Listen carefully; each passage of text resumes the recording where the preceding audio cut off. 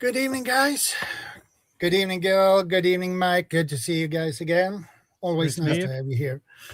Let's see who is in the house. From the top.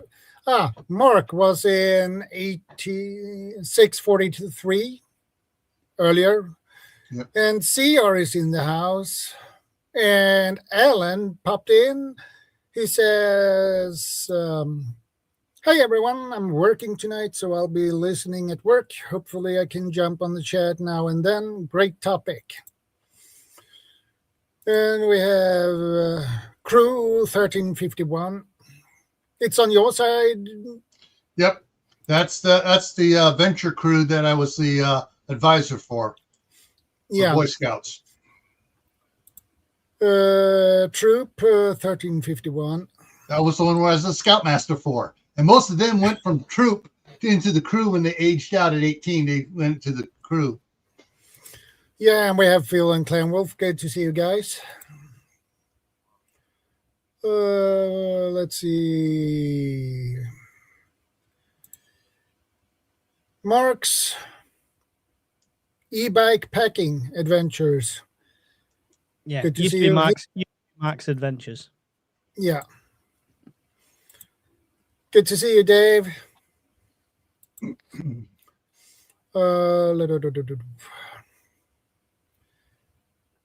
And good to see you again, Tuck.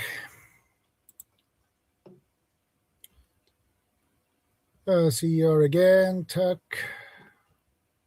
Let's see what we have more.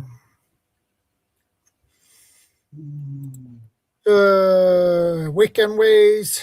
Good to see you. It's on your side, Mike? Yeah. And Evil Girl, good to see you again. Prepper for the Ages, good to see you again, Jill.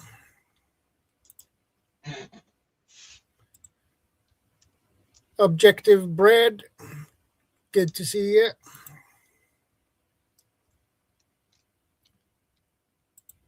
Davo, T6R, good to see you.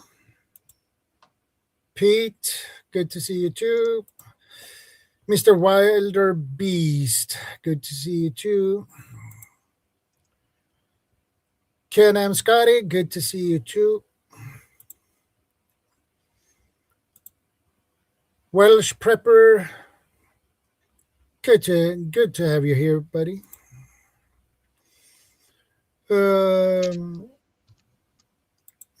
Lee Argent, good to see you. Nick Muller, good to see you. Hey, Brian, good to see you again. Let's see. Bob's checking in. Yeah. Lorraine Saunders, good to see you. And Bob checking in. Good to see you again, Bob.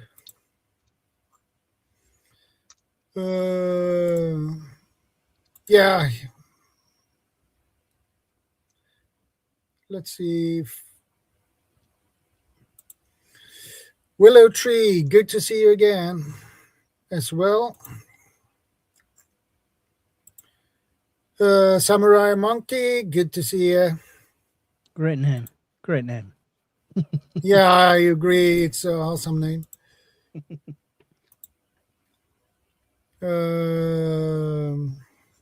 Yeah, would be all for now. But I believe there will pop in a little bit more here. Yep. Sooner or later. But that's fine.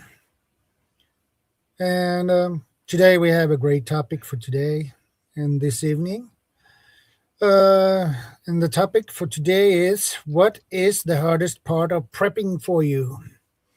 Emphasis on the last two words. Good point.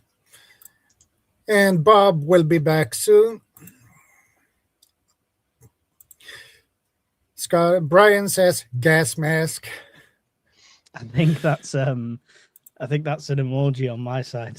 Yeah, it is. And Mel Sibley, good to see you again. It's on your side, Mike, probably. Yep. Yeah, Mel is, yeah.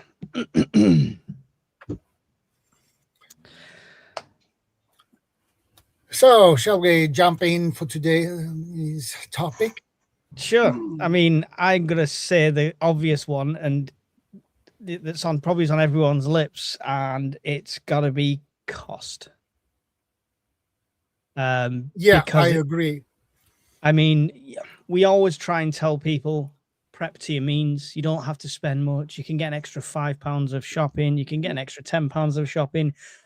And we say that with the best intentions, fully knowing we might see an axe on special offer, or we might see a new knife that we really like. We might see the latest multi-tool and think, that's tasty. So it gets expensive the more you get into it and the more you become invested in it. So cost is definitely, it's both,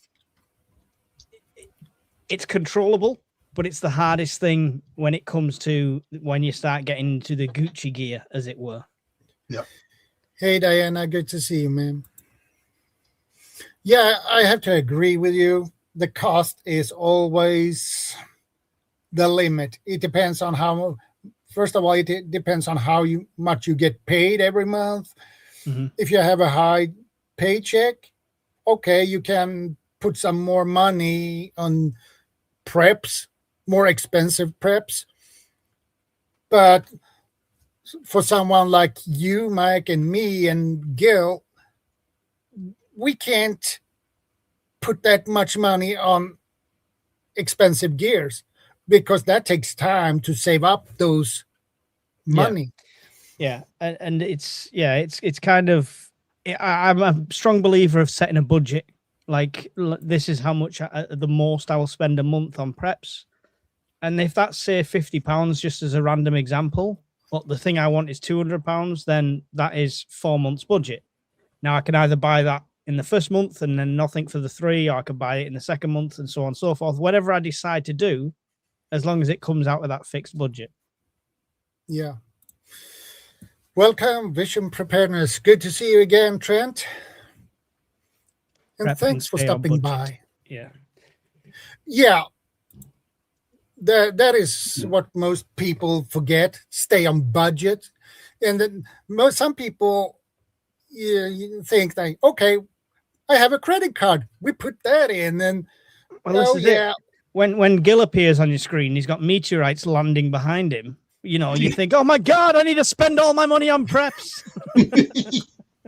That's why I put that one up there, just as a distraction. Yeah. And that's the thing about, spending stuff. It's the distraction that really can hurt you.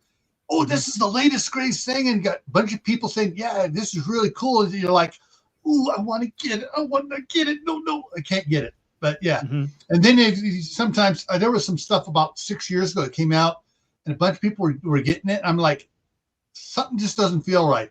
Sure enough, about 3 months later, they were saying, oh, don't get it. It's a scam. It's a piece of junk. That freeze-dried water. Yeah.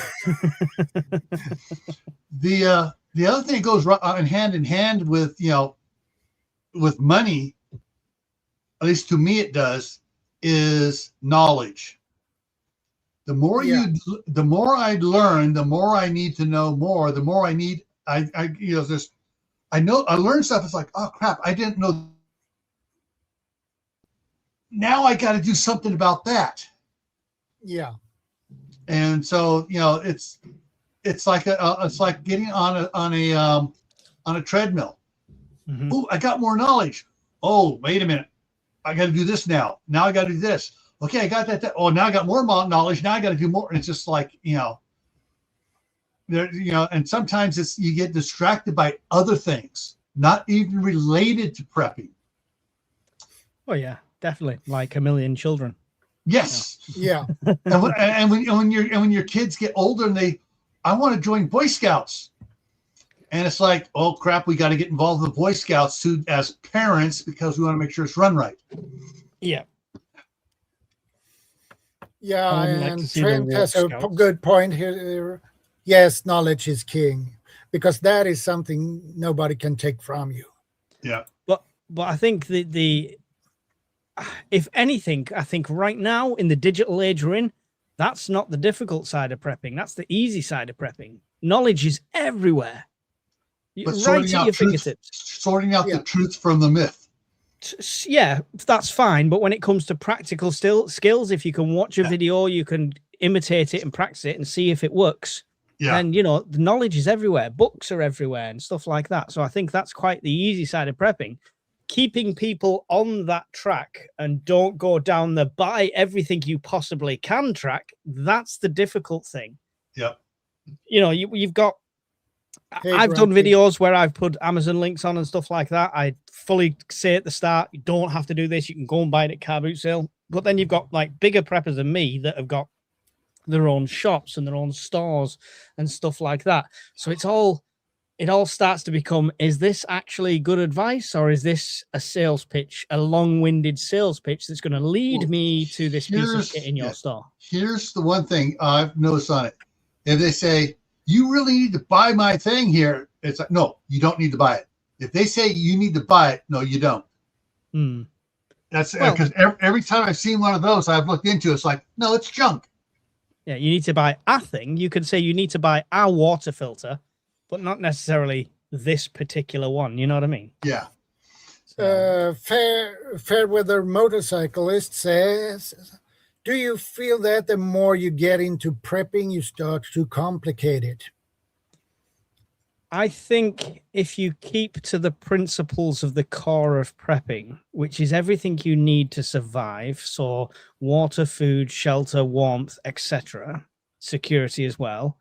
If you stick to that core of prepping, it's very, very simple. I think when it gets complicated is when people start prepping for something very, very finite and specific. So I'm prepping exactly for a nuclear bomb to hit exactly this place over here, and I know which way the wind's going to go, so I'm going to have to get this, that, and the other, and all this. And as soon as you start complicating the plan, then you're going to start complicating the preps. If you keep it super simple, what do I need to be alive without the shops open, without the power on? Yeah. And you're going to cover most bases. If you've got that nailed down to the tune of 3 months, 6 months, whatever you can afford to store, if you've got that nailed down, then it would be knowledge, like we said. Go and do your FREC 3 medical courses. Go and do all the different stuff like that. Go and help out with the scouts. Go and help out with the cadets. They're always looking for volunteers. Yeah. Expand your knowledge after that. Yeah. Welcome, Teresa. Good to see you, ma'am. One of the things that I'm finding more difficult than I did 20 years ago is what's the word I'm looking for? Realization of I'm getting older. Yeah. Yeah. Because you might have set up a bug out bag when you're 25 and you can ruck 40, 50 miles with that bag on your back, no problems. 20 years later, problems. I can't get down to the end of the street. I can't get the bag on my back. What the? Yeah. But along with that, that also changes outlook, because for me, one of the things for me is making hard, and I'm working on it. This is what I'm aiming at diligently right now, is to get this property self-sustaining for my wife. Yeah. And my boys. Hey, Diggs. Because when I'm gone, I don't want them trying to go, crap, what are we supposed to finish fixing this up? I want to get it fixed up. And so they're using it a little bit first so they understand it and learn how, to run the tractor, know how to rotate the crops and get all that. So they know that. So when I'm gone, they're able to build upon what I've built for them. Because they have a great foundation to stand on. Yeah. I think the hardest thing with that, I mean, it's probably one of the hardest things for a lot of preppers, so it's relevant and on topic. But the hardest thing of that is we can prepare and we can have the foundations, as Cheryl rightly says, in place as much as we want for our children, our children's children, stuff like that. Whether they choose to follow that example and follow that path is another story. And I'm not being funny. We could have all the best intentions of the world, but as soon as we kick the bucket, essentially, they could go, right, let's sell all dad's stuff. Get it all on eBay. Let's go to Florida. Like, we don't need to be prepared. The government's coming to save us. No, and I'll be up there shouting out from my cloud or down there from my fire. I don't whatever. And Grumpy Adventure says, watching you three and Brian have cost me money. No idea what you're talking about, Grumpy. Don't forget to go and buy your t-shirts from and of course CR's into saying, I'm building a snowbank. Most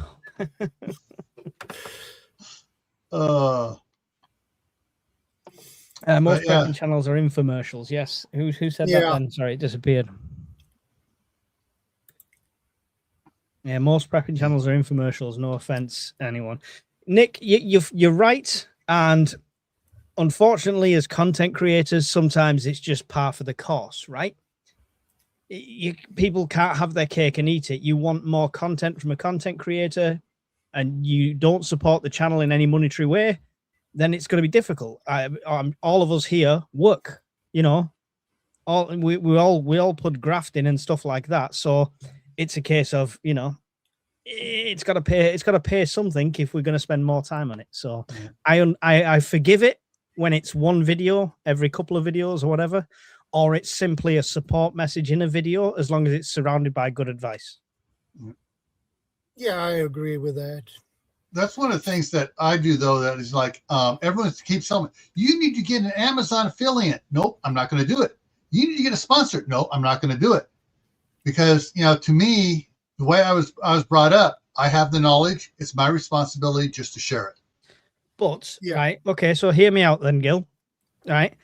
And an Amazon affiliate link, you can spend that if you're recommending something, not for the sake of getting a sale, right? But let's say you've got this power bank. It's the best power bank for the best price you've ever had. It's superb. It's wonderful. You've found it dirt cheap on Amazon. What's the problem with sharing that with other people? Well, I'll share that, but I won't, you know, I don't do the link part. The affiliate link doesn't cost the person that clicks it any money. It takes money off Bezos. I've no problem with taking 10p off Bezos. All right. I've no problem with taking 1,000,000 10p's off Bezos. All right. So for me, I think as long as you're doing it for the right reasons, like this is good, so you could buy this and it would help you. Not this is a pile of shit, but I'll make £2 every one. So go and buy it because it's really, really good and it's actually crap. You know what I mean? There's a difference. So yeah. And Prepper for the Ages says, in my opinion, people get ahead of their skills on what they think they need for prepping. Create the vision first of how you're going to live, then build from there. Yes, exactly. I agree with that. Yeah. So I've always been of the understanding of the power banks like this. Even if I have 1,000 of these or the big ones or whatever I've got, it's a ticking clock. If it's a CME, a massive CME, or it's an EMP or something like that, this is still a ticking clock because at some point that's going to go wrong. I'm not going to be able to open up. I'm not going to be able to fix it and it's going to be gone. So that's why my prepping started and always has been centered around pre-electricity technology. All my hand tools, all my hand drills, all my storm paraffin lanterns and candles and stuff like that. It's based around a time when electricity didn't exist or was in its infancy. So I think that's the best way to prep. And anything I have on top of that is a bonus. Yeah, I agree. Hey, Shady Hill, good to see you. Diggs says, I think what most folks do, especially when starting out, is they go to advanced too fast. When beginning, use the KISS principle. Keep it simple. Stupid. The more you advance from there, turn up the complications incrementally. Yeah. And that's why even when we're doing like a video, like if this topic was your best prepping gadgets and we were showing all the wonderful gadgets and things, I think we'd all still push the core principle of don't buy this if you've not got food and water and shelter. Yeah, I agree. It's what some people say to me, "Oh, what shall I buy first as a prepper?" Food, water. That's it. Just go and stock up. Yeah. Extend your basics. You know, get your basic core supplies. If I didn't have a pantry that was pretty much full, I wouldn't have anything behind me. None of this matters compared to that. Well, that's medical, so that probably does. But like all the little gadgets and machines and stuff like that, none of that matters without that food and water in place. And Trent says, number one rule for me in 2026 is buy the gear I need, not want. Easier said than done. Easier said than done. Yeah, I agree, Mark, as well. It's easier said than done. So I say all this, I preach it all, then Bob will come on in half an hour and go, guys, look at this awesome thing that I found. You should go and do this and I'll be there buying one on Amazon. So that it's easier said than done. Yeah. Remember, there's a fine line from preparing to hoarding. You have to find that line yourself. I agree with that too, CR. Yeah. Hey, Ronnie, good to see you. Yeah, as long as you're hoarding the right gear, then I'm not sure I agree. Yeah, but with things with that is, and someone else has mentioned on the gear there, they have gear they've never used. Yeah, if you're hoarding gear and stuff and you're not using it, you're not proficient in it, why do you have it if you can't use it? Yep. There's a reason my medical stuff is first aid stuff and not surgical tools, because I can't use surgical tools. So the principle is definitely the same. There's loads of people that buy stuff and never go to the outdoors, never test it. Let's say if you happen to have surgical tools and there happened a disaster, a long term, and you see a guy that you need to use those surgical tools, but you can't use it, and you happen to be a doctor who knows how to use it, okay, you can. Do you have any surgical tools? Yeah, I have. I see what you're saying. Yeah, I see what. But that would be the finite point of luxury to buy something like that I don't have the intention of ever using for myself and passing on to somebody else. So I would have to have completed every other level of prepping to be buying things like that, in my opinion. Hopefully there's a prepper who's a doctor who has all the medical tools. Yeah. Well, one prepper, good to see you. Yeah. There's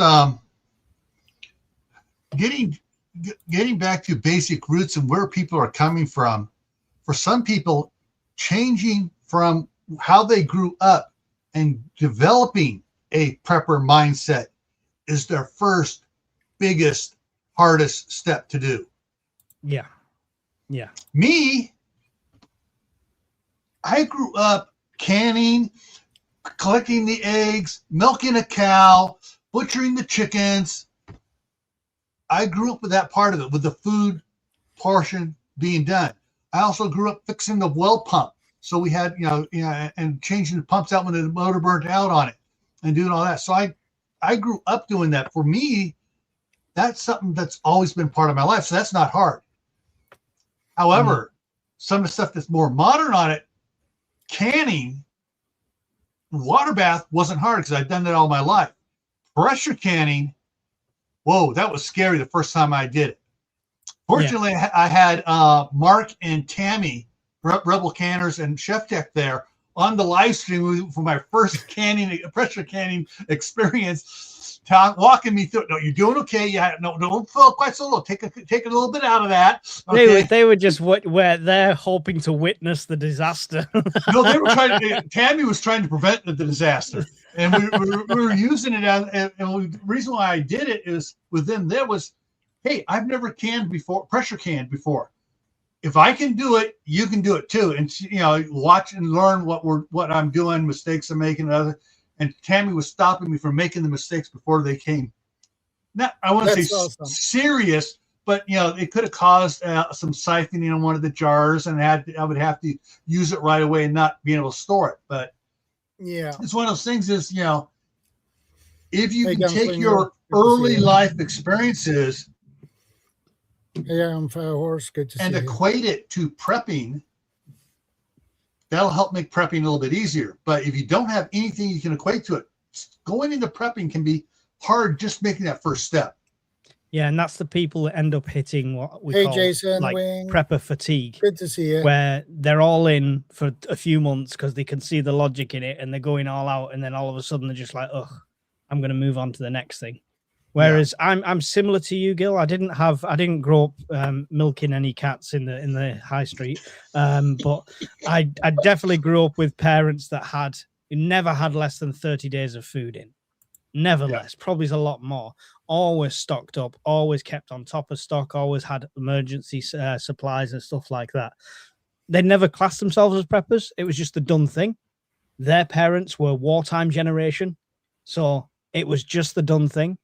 Yeah. Grew all their own food and veg and stuff like that. So yeah, I kind of grew up with that.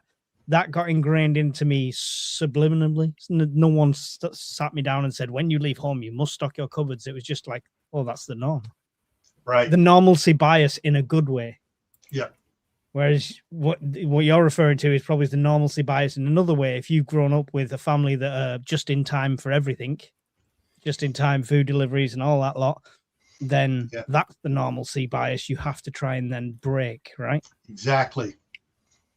And unfortunately, over here in the United States, we have what's called the welfare generations, where it's just the opposite of what you were saying. Grandma's been on welfare just about her entire life, and so has mom and dad. And I find welfare really great. Why is Trump taking all of our money away from us and making us go out and get jobs? Yeah. Yeah. Unfortunately, I've seen that side as well. Like my oldest son saw one side of the family who were all about getting a free ride.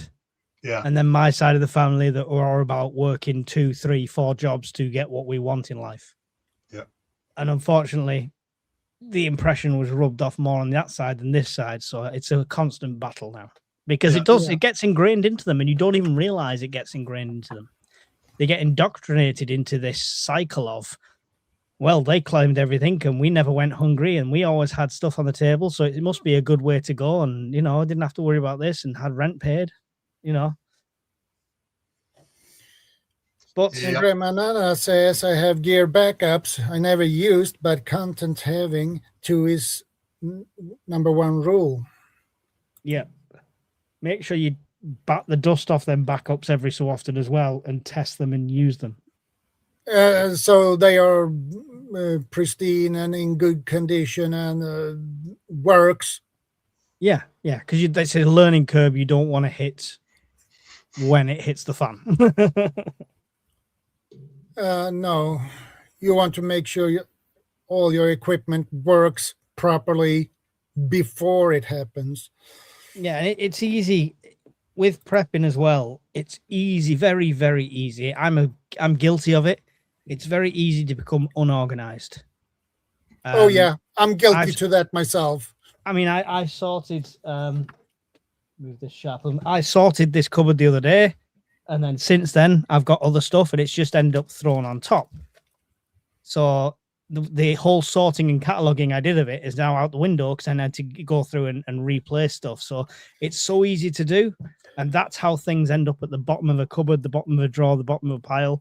And when you desperately need it, you either won't be able to find it or when you get to it, it doesn't work because you've not maintained it.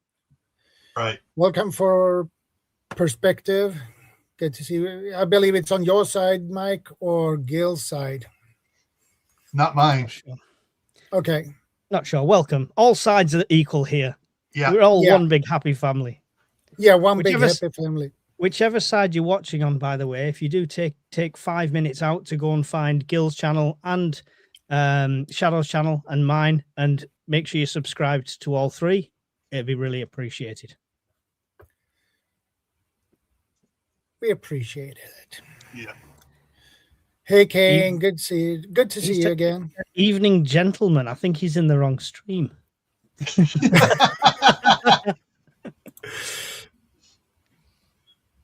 Well, he said that because Bob and Mark aren't here yet. Yeah. All right. Okay. All right. Purple Ale, good to see you.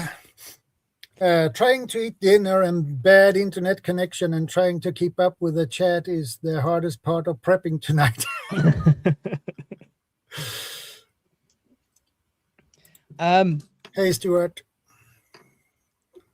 So one of the hard parts of prepping for me, if we're doing it on a personal level, is since I started this channel, it accelerated my prepping beyond what I would advise for anyone else.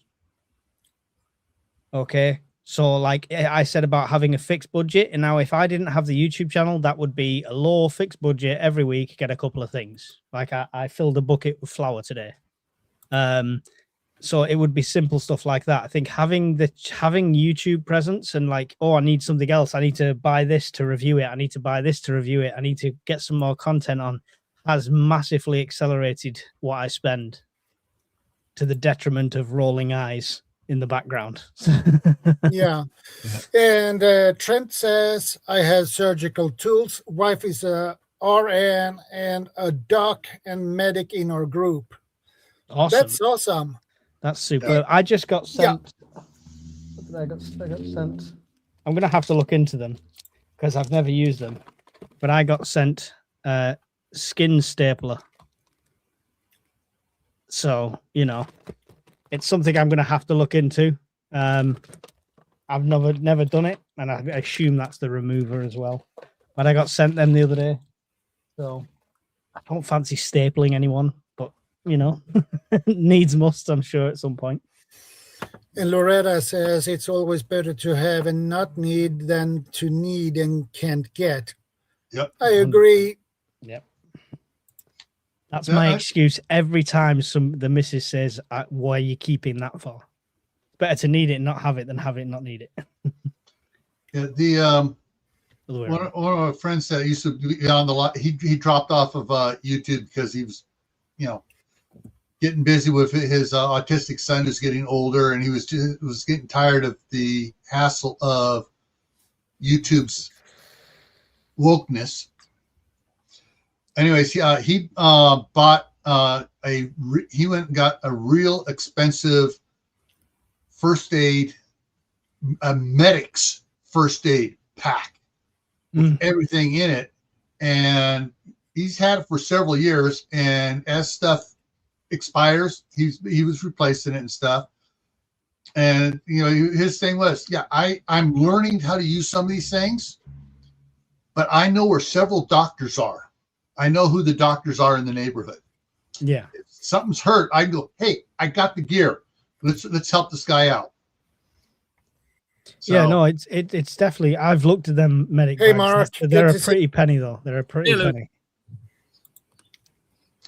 Hi, Mark. This isn't the cooking channel. That's the hardest part about prepping for me. Was literally getting ready to come up here, realizing I started a lot earlier on the doing all my 40 pounds of chicken and 2 roasted chickens and everything else. And I was cleaning up. I'm like, yeah, I'm going to be late. And I didn't even leave the house this morning.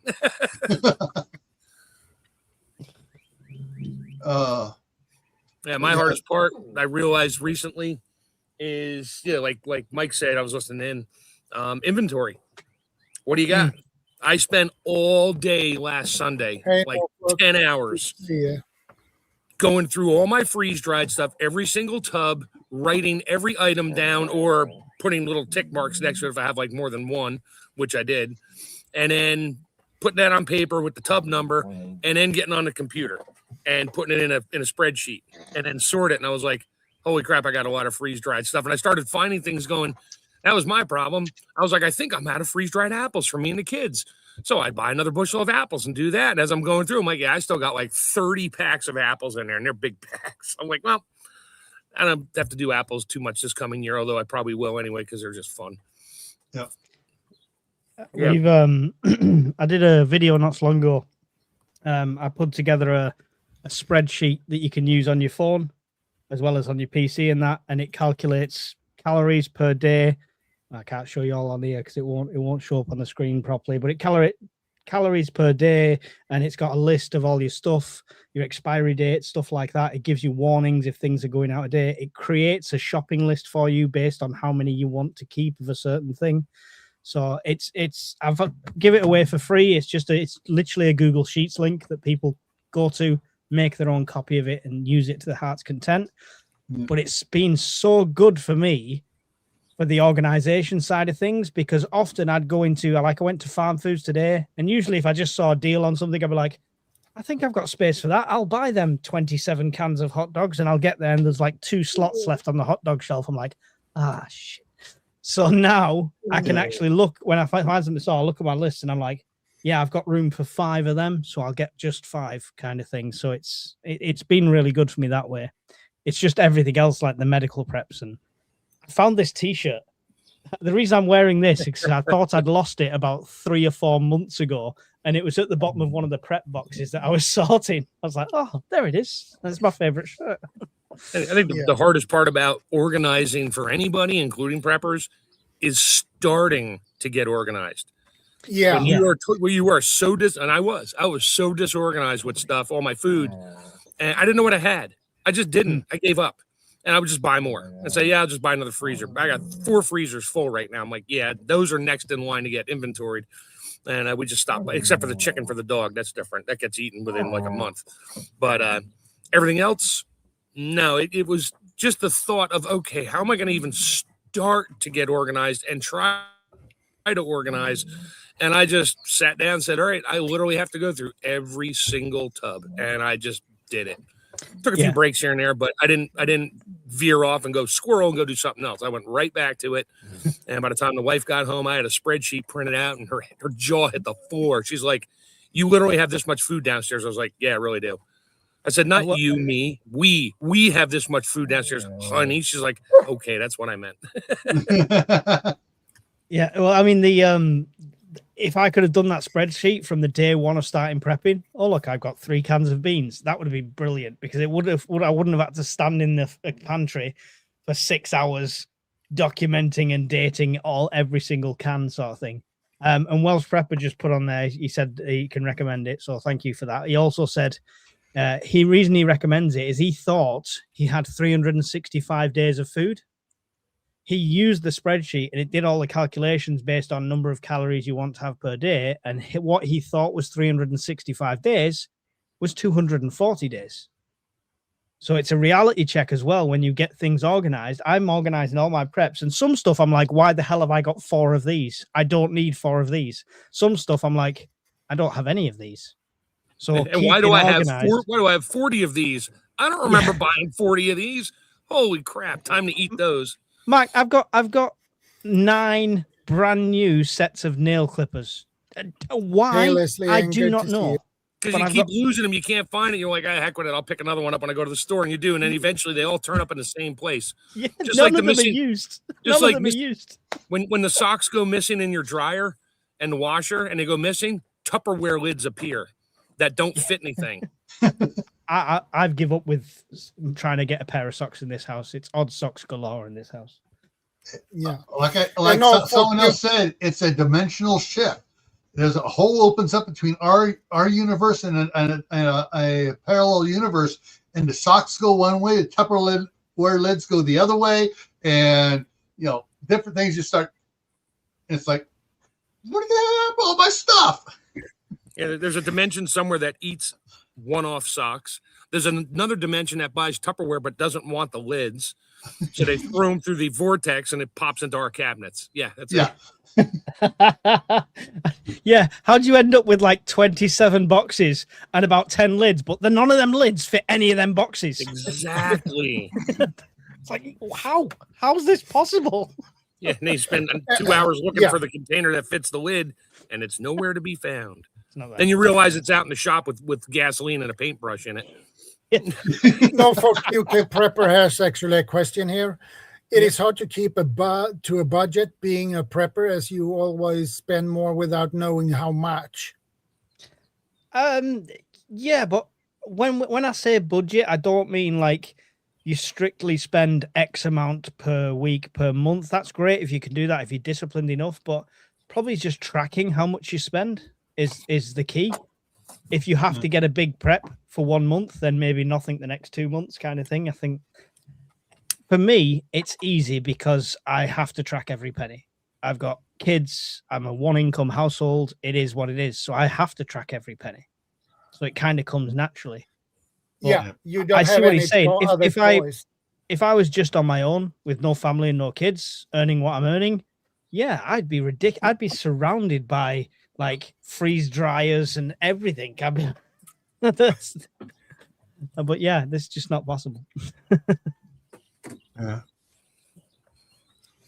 It's the hardest thing for me is to get organized, especially in my apartment, because my kids' room, I plan to clean that out and put up some shelves to store some of the prep things I have in my apartment.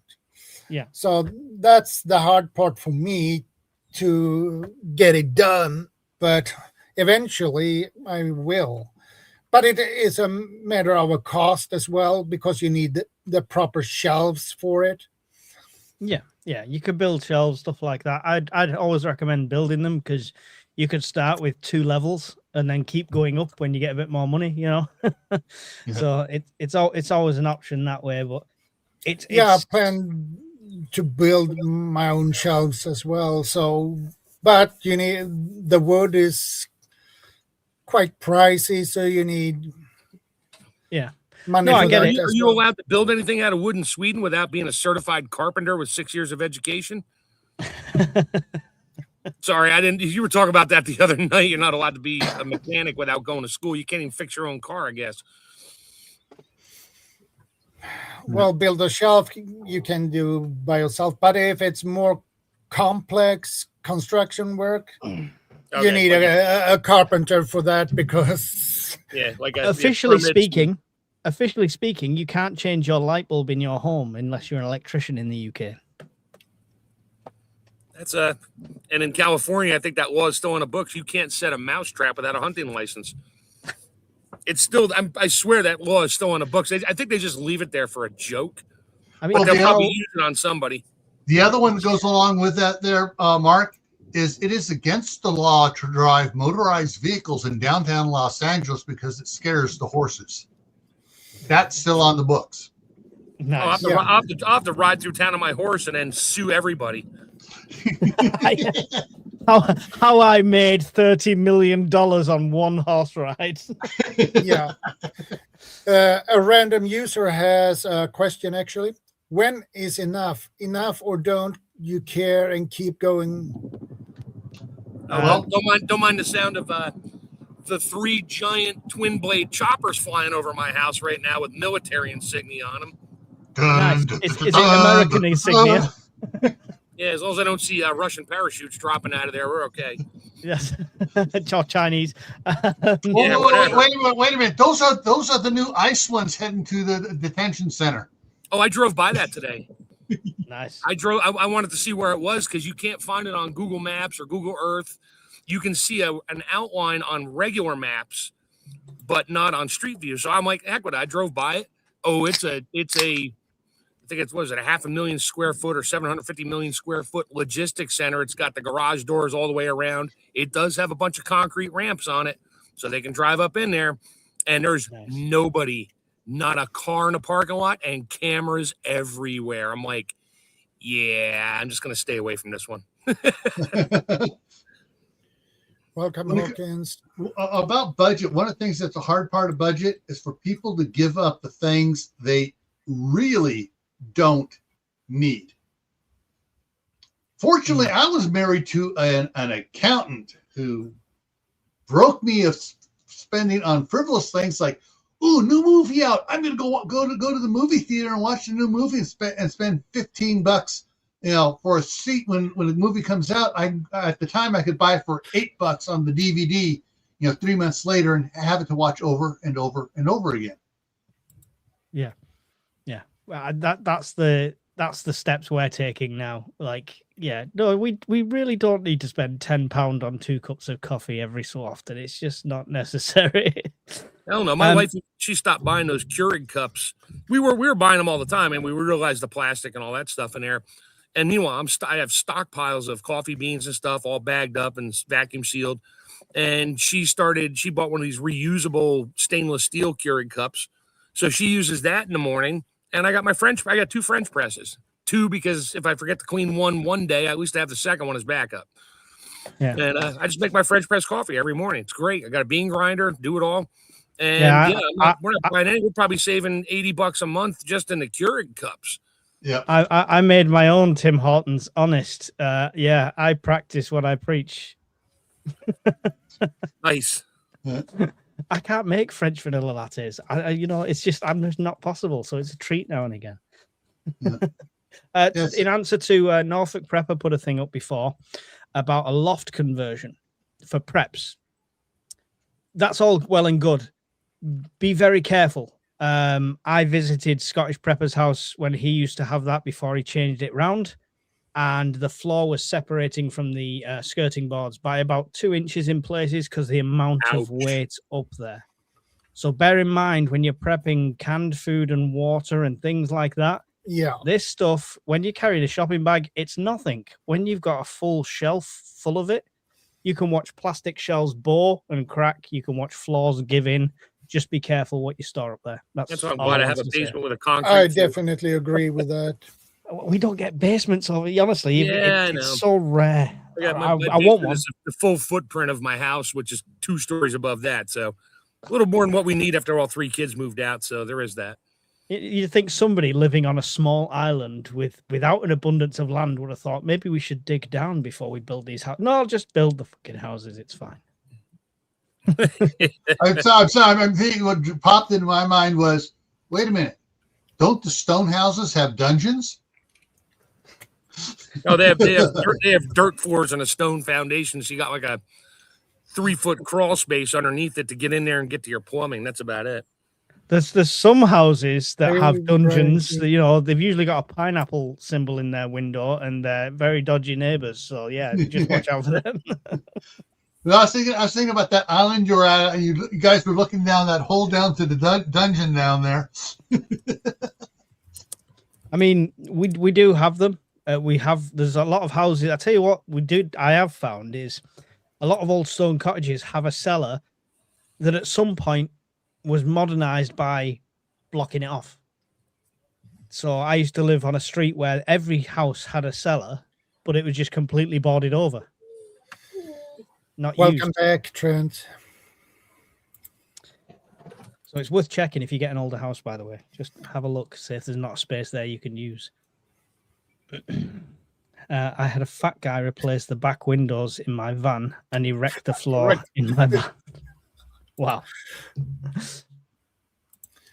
Adventures with Sag. Good to see you again, buddy. Yeah.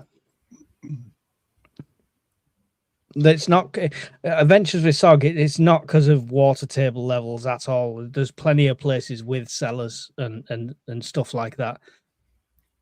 I get that would be relevant in a lot of places, but it's not a be all and end all because there is cellars in this country. There is basements in this country. Planning permission is easily got and they're easily sealed. So I get where the thought process from that has come from, but it's definitely not a reason not to have them. You don't call it a basement, you call it a root cellar. Yeah. Then you just have to grow stuff to store there. It's my World War II bomb shelter. I call it my private room. Yeah, literally the man cave or the man bunker. Well, when I was with my ex, we were looking for a place with a basement, and she had a fear of cellars and basements. So it was like, she said, so if we get one with a basement, I'm never going to go down there. I'm like, winning. Let's get one. True, none of the houses I lived in Scotland had basements. So basically, when your wife handed you all your stuff at the front door and said, I hope you live a miserable life, you turn around and said, oh, you want me to stay? Yeah. True story.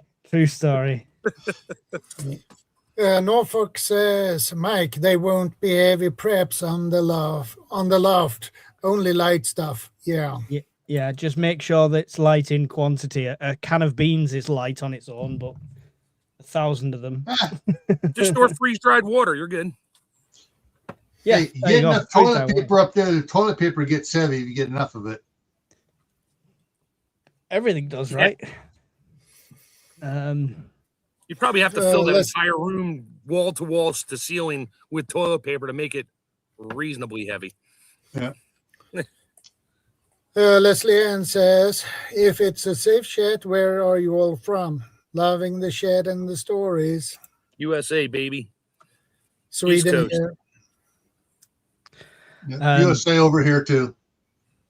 The West communist United Kingdom of England. Yeah, but you're now Democratic People's Republic of Keir Starmer. They're slowly removing the hierarchy, so you're down one prince already. Yeah, so, I mean, he won't be much of a loss, put it that way. Yeah. Welcome, Gatwick Scuba. G Mama Grows is here now.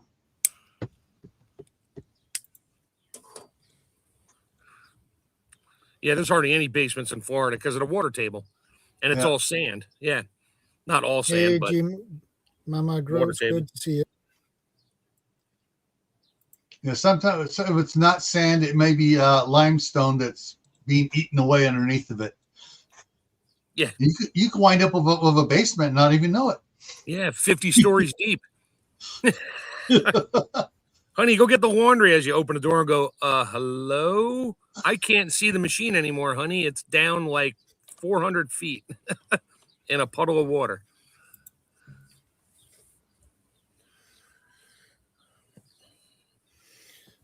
Adventure with Sog says, yes, but much of the UK has high water table, which would cause problems. That's probably most of the issue there. Yeah. Well, there's plenty of houses on my shopping list that have basements and cellars. So, yeah, I have no doubt it's an issue in places. Yeah, so the hardest part for you right now is the money to buy the house. Yeah. Yeah, well. Yeah, well, I mean, it's we're in this constant circle in the UK now because rental prices have gone through the roof. And if you're paying 2/3 of your salary to rent a property, at what point can you save to buy one? You can't. And it's more than what you would pay on a mortgage payment. Yep. But they won't give you a mortgage because you have nothing to show for all the money you've been spending. They don't want to see that you've been paying, $1,500 a month in rent when your mortgage is only going to be $1,200 a month. They don't care. They don't care. They're like, oh, sorry, you own nothing. We can't. You got no collateral. You have nothing. Mm-hmm. And and that's the circle. And it's like you've got to have 10% of the property value in advance, like at least. So that's a good average is about 300,000. So that's good £30,000 you've got to save up, which is a lot of people's annual salary. And this is why we've got 30-odd-year-olds living at home with mum and dad, because they can't afford to move out. It's ridiculous. Yeah, honestly, look at some of the rental prices. It's one of my kids in about 20 miles from here, she's paying $1,800 a month for third floor, 2 bedrooms, small kitchen, little dining area / whatever eating area, and that's it.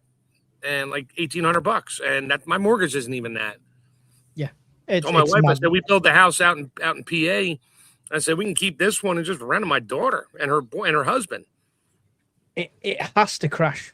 Unfortunately, that's the only solution. Yeah. It has to crash. Because the only way is up otherwise. Hey, Mark. Yeah. I heard that little poofa of yours. What poofa? No, that's off in the distance. That's not my dog. No. I'm talking about my daughter and her husband. Well, no. It's her husband. It's that. Yeah, anyway. Yeah, it was her boyfriend, and now it's her husband. Whatever. Yeah. And Lorette says, off topic, kinda, it's also important to be about your mental health. It's just as important as food and shelter, and it's even harder for the fellas to speak on. Oh, we've talked about that many times. We have, yeah.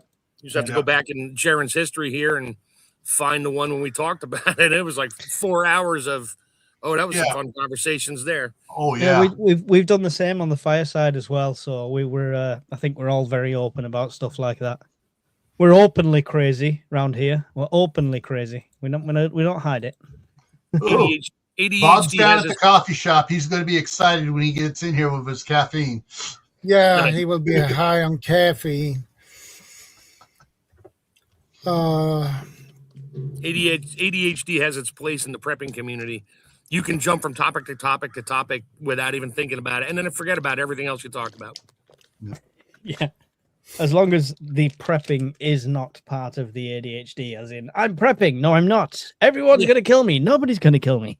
No, that's not ADHD. The government's coming. Yes, they are. No, they're not. That's a different psychosis there. I think that's the Robin Williams syndrome. It's multi-personalities there. Nobody's coming to save you guys. Yeah. Another thing that is hard for me, what I would like to have, or let's say basic mechanic skills, okay? Mm-hmm. Here in Sweden, we can't get, they don't have classes for basic mechanic skills. They don't need classes. No. You don't need classes. Get a Haynes manual, get a set of tools, and try stuff. That is the best way to learn anything. Go buy a broken lawnmower at a yard sale for £5 and take it home and take it apart. Yeah. Just see what it looks like on the inside. That's it. Oh, I've just found a great house with a huge cellar. No, I just saw Gunslinger Outdoors' comment there. What was that? I need to get my preps done. Oh, yeah. Squirrel. Yeah, that's where I was with my inventory. And I was all about it. Every time I did stuff and filled a tub up, I was writing it down on a piece of paper and leaving it in a tub. But then I started just going through tubs, pulling stuff out, not checking it off because I was in a hurry to go to the cabin. And now I have a 55-gallon drum plus bags of food out there that I still got to inventory that. That's why I'm like, oh, what do I have out there? Well, let me grab this. I don't know if I have this or not. I grab more stuff. I get out there. I'm like, really, Mark? You really brought, like, now you have 6 of these out here. You don't need that much out here. So, but it'll all stay out there. I agree. Adventures with Zog. I agree. I've literally just found my prepping home. If anyone would like to put a 325,000 super chat in, now's the time. Yeah, and remember, it's in pounds. Yeah. Yeah. 350,000 pounds, okay? That is awesome. Oh, plus minus YouTube's 40%. Wait, who's 40? I think you get 40%. They keep the rest. Yeah. There's been some, they're supposed to take 30 and we're supposed to get 70, but I've noticed on some of them it's been the other way around. It's 40% they take now. That's just on their documentation. Yeah. It's 40% that they take. So yeah, let's just call it a round million. So just do £1 million super chat. If anybody wants to help Mike out, just send him an Amazon gift card. He could probably buy a house on Amazon. Honestly, this one is up in Scotland, right by a loch. It's got land around it. It's got a river running through it. It's got a cellar. Oh, I need a moment alone with this housing listing. Leslie Ann asks a question. Do you guys drink your tap water? Most only by bottled water here. Tap water smells like chloride. We drink tap water here. Yeah, we've got clean water here, good enough to drink from the tap. There's nothing wrong with it, but I do use my gravity filter because of how many times it's like, Oh, quickly, there's a boil water warning in place. It's every so often, so it's better safe than sorry, and anything we drink that we're not boiling goes straight through the gravity filter. I have a big filtration system just on the cold water for my kitchen sink. Because that's like the number. I mean, washing my hands, taking a shower, and that, I'm not worried about it. I'm not drinking the water there. Yeah, there's other chemicals I can get into, I guess. But no, our water around here, it tastes like a swimming pool sometimes. I also have a dead zone in my neighborhood. It's like a loop of water, and all of a sudden it starts to smell like pond water. And there's algae growth in there, and that's where then the town comes in. They're flushing hydrants everywhere, and then everything's all stirred up, and the water gets murky looking for a day, and never a good day. Yeah, is that on your actual pipes that come in? You've got one of the filters that like attaches under the piping. Is that what you've got? Yeah, I got it down in my basement. I have I split off the cold water line going to my sink and my kitchen sink, and I put it's a twin Everpure system on there, more than what I need for that, because each filter is good for 50,000 gallons. Hell, I don't use 50,000 gallons in 2 years, but I change them out every year just because they can start to grow stuff too. Right. Okay. That was my next question: is how often do you have to change the filters? But once a year is more than enough. Yeah. Yeah. On these, I mean, in a commercial, they're commercial filters. In a commercial environment, those are every 6 months. But that's on something that uses a lot of water, like a commercial ice, one of those giant ice machines they have in restaurants. Yeah, that thing will go through some water and they'll clog up over time. In my house, the thing won't start to clog up until about a year and a half, which I let the last set go about a year and a half. Doesn't change the flavor or anything. I just pop them off, put new ones on there, and cleared about a little charcoal dust comes through when you run the water for them. I just take the restrictors off my sink so it runs free and doesn't have a screen catching anything in there. Welcome, John Platt. Yeah, I'm lucky here is that we don't have treatment on our water because it comes straight out of the ground. The city has 3 wells. You pump it into the tank, goes out to everybody's house. What I do have on mine is not a filter, but I got a water softener for the hot water heater.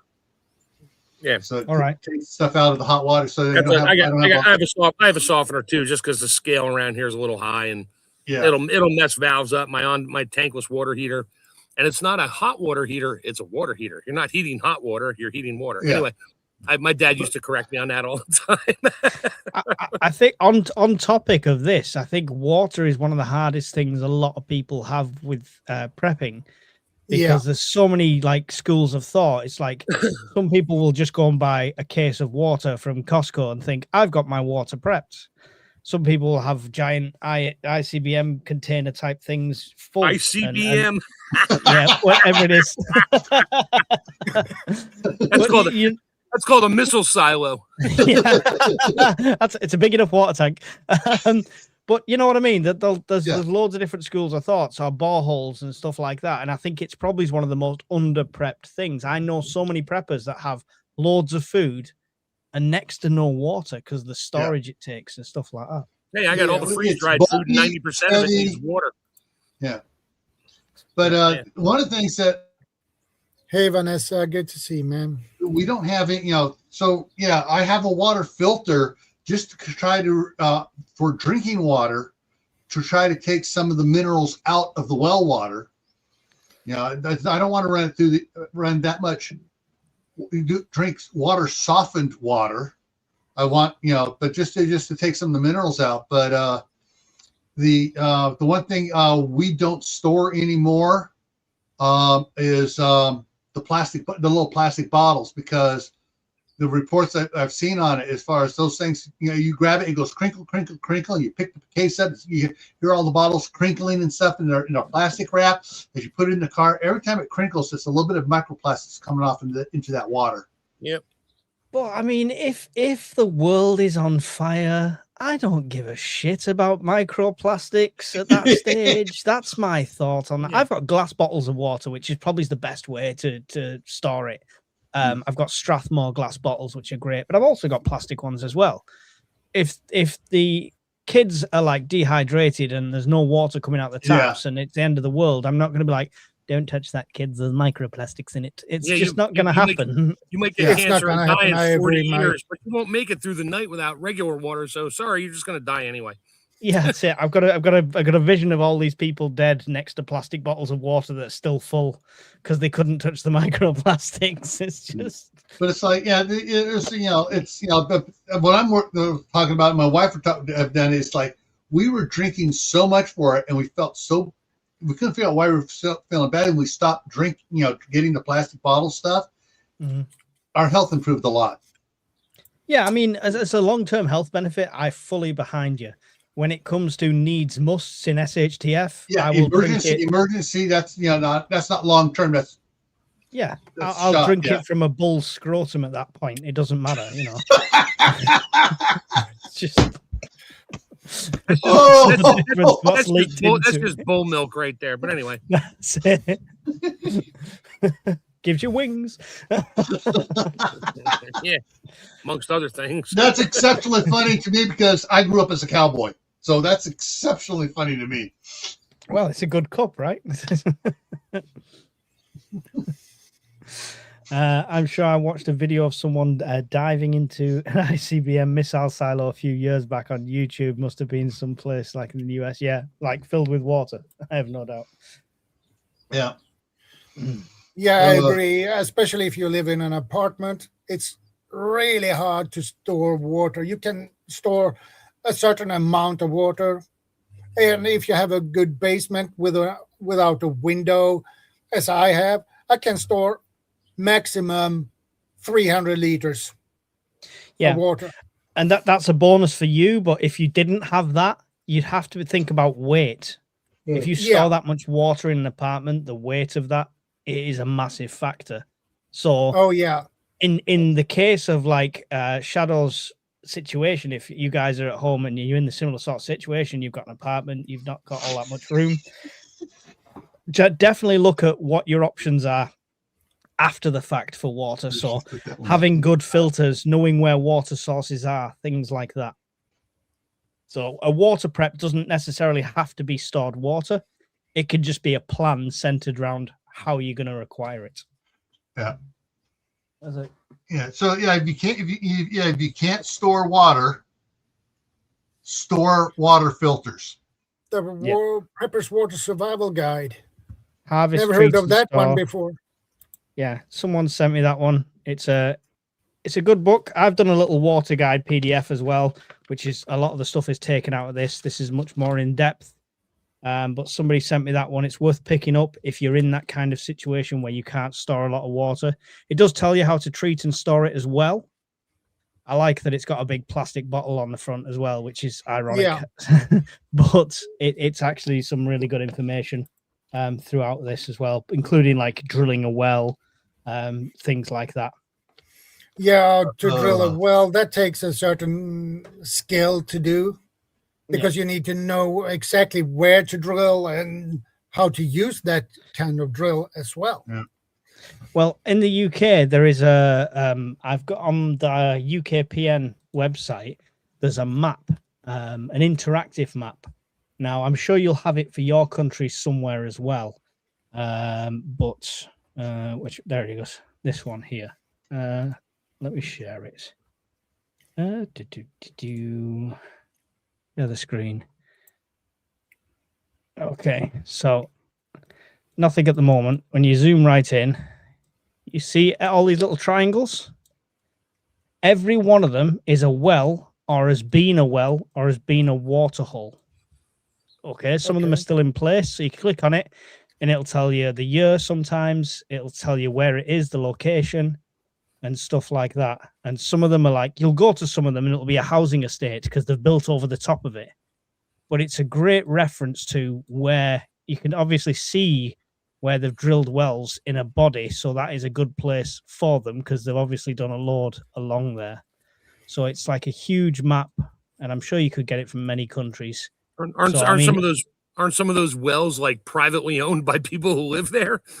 Yeah, they will be. Yeah, some of them will be on private land. Some of them will be on national park land. Like I say, some of them are literally under. You'll go to one of them on the map and you'll be in front of a Starbucks because they've just built over the top of it. But it's a good point of reference. And if you've got it for your area, like I've done, I've scouted out about 6 or 7 of them around me, and 2 are accessible and one is usable as it is. So it's a good little thing to have. And yeah, it's just what kind of a called, well? We're talking like a wishing well, like something you can drop a bucket in and get water out of it, or the like one, a well with a pump underneath it that pumps the water up. so there's different ones, but the one, it's all boreholes and wells, so it's absolutely anything that goes down to like Okay. the water table. But the one that I found is an actual well that you can literally lower a bucket down. It's still got water in the bottom and stuff, so it covers all of the above kind of thing. As you can see in abundance, there's loads of them, and you can technically see like the patterns of where they run, so you could see where the water. The blue on your map, those are highways, not rivers, right? The blue on the map is, it's motorways. Okay, and then the light blue is the locks and stuff, and the stuff so coming in on. This is the rivers here. See this little river down here? That's the Yeah. rivers, the light blue. Yeah. So yeah, and the greens are air roads, but yeah, that's it spans the length of the country.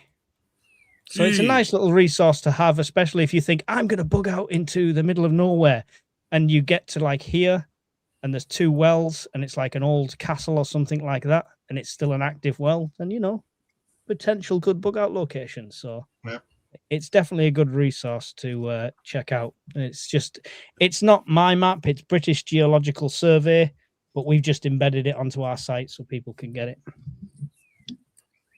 That's awesome. Yeah.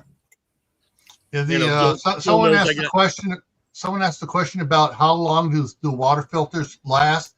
Well, if you're just storing them there in their sealed package, forever. Indefinitely. Well, unless they have like a rubber O-ring, that better have some good lubricant on it, because that'll just dry out. Yeah.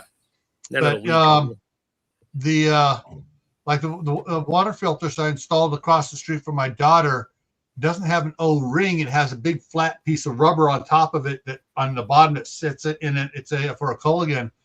And I had that thing sitting around for like 20 years. I never installed it in California. So I installed it over here, opened it up to check it out. I figured, okay, this thing's probably, I may have to get a new filter. It was all good. Put it in there. No leaks, no nothing, no bypass. And yes, they just have to be able to find a replacement one for it when you got to do it.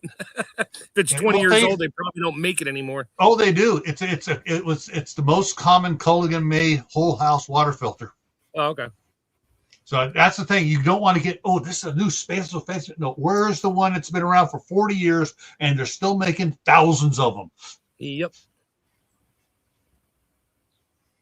In another way, if your water filter breaks, you can make a DIY water filter as well. Yeah. Yep.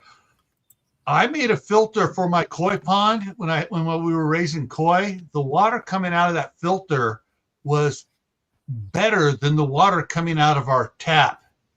It took all the chemicals were taken out of it, all the nitrates were taken out of it. It was the purest water I've seen ever. And because I learned how to build it, and all the filters, all the medium and stuff, using the good bacteria and everything else, and using the watercress roots and stuff to draw stuff out, and it was just absolutely fantastically clean. But it took time to build it. Yeah. Hey, Shadow, viewers wanted to let you know that he's watching and listening in the background. He can't comment. He's looking on his phone's web browser and not the YouTube app. So okay. He didn't say if he'd pop up later or not. He might. We'll see. Now I need to cross-reference that dream house I found with my borehole map. There you go. There happens to be a well underneath it as well. I know Gil knows I got 9 15-gallon barrels in my basement full of water. 3 of them are sitting directly on the concrete. Yeah, we had that discussion. We already talked about that. I know. I just cringe every time I hear that from anybody. But you know what? I can use that for flushing the toilets. I don't care. But the other ones are above it, but they're also been down there for 12 years. But it's water. Yeah. I'll just run it through filtration, add a little chlorine to it if I have to disinfect it, and if anything grew in there, which I doubt. Yeah. All right, here's a problem people have with water. It's not really a problem, but they think it's a problem. So they have the water stored. If they got it up on pallets, whatever, and everything, the 55-gallon barrels, they put some bleach in it, the good bleach, not the scented stuff crap, and they did all the prep work right. That water's good indefinitely, so long as you don't crack it open. Once you crack it open, you're going to notice that the water level where it was like this far from the top is now like that far from the top. All the air has come out of the water. How do you fix that? To air it up? Shake it. You can get there's a little Mike, if you can shake a 55-gallon drum, Mike, I will buy that fucking house for you. Challenge accepted. You go to the pet department at the like here to be Walmart, or you go to a regular fish store. Yeah. You get an air bubbler. You just drop it down in there, turn it on, and just let it bubble it, up for a couple days. The little one, and it'll be absolutely aerated and perfectly good. Yeah, that's why water can taste flat after a while. Yeah, long story. It just has. It's like it just doesn't. It's water, but it just doesn't quite taste right. It has like almost no flavor, or some other weird flavor, like I don't know, plastic. And but yeah, there's no oxygen left in it at all. It all evaporated, not evaporated. It just came out naturally. Yeah, I did a video on that. I took a time-lapse video on my kitchen counter. I filled a gallon jug up full of water, and it was like 1/8 of an inch from the top. And I put the camera on there, and you could just see air bubbles come up now and then, and all of a sudden it just started going like this. And now all of a sudden I had like 1.5 inches of air that came out of the water. And it's like, how did I take care of that? I just shook it back up. And all of a sudden the water level came back up because I shook all the air back into the water.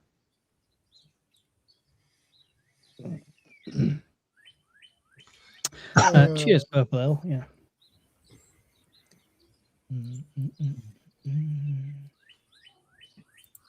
SEO says, remember, don't use yellow snow for water. That's lemon flavored. That gets rid of the chlorine flavor.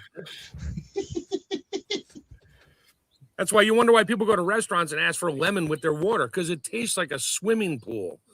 Yeah. I mean, if it's the yellow snow outside of my house 2 weeks into the apocalypse, I've probably gone through half my bottles of whiskey, so it's probably a good fuel by that point.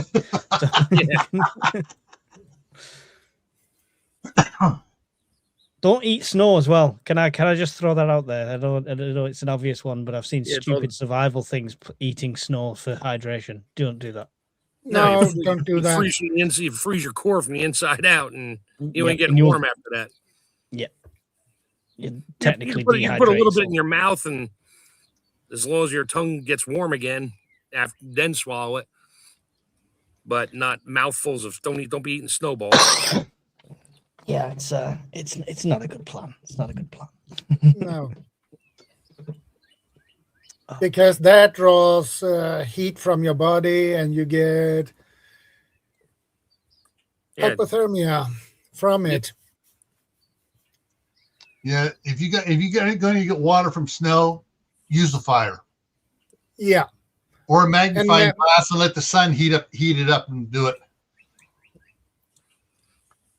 Yeah, you're gonna be sitting there for a very long time with a magnifying glass when it's cold outside, melting snow in the sun. Just that's what you do it through the window. But yeah, there's all right. Some of my water flasks here, some of them are double walled, some of them are single walled. The single walled ones that are painted black, like that is down in there. Yeah. I'd fill water, put it in the window, or fill full of snow, put it in the window, and a couple hours later I'll come back to it and it'll have this much water in it because all the air comes out of the snow. So, but yeah, it'll work. That's why I picked up several of these just for that emergency. But I found out they're just great for drinking out of. I find the same with Coca-Cola cans. My uncle would say, yeah, Coors tastes great no matter what.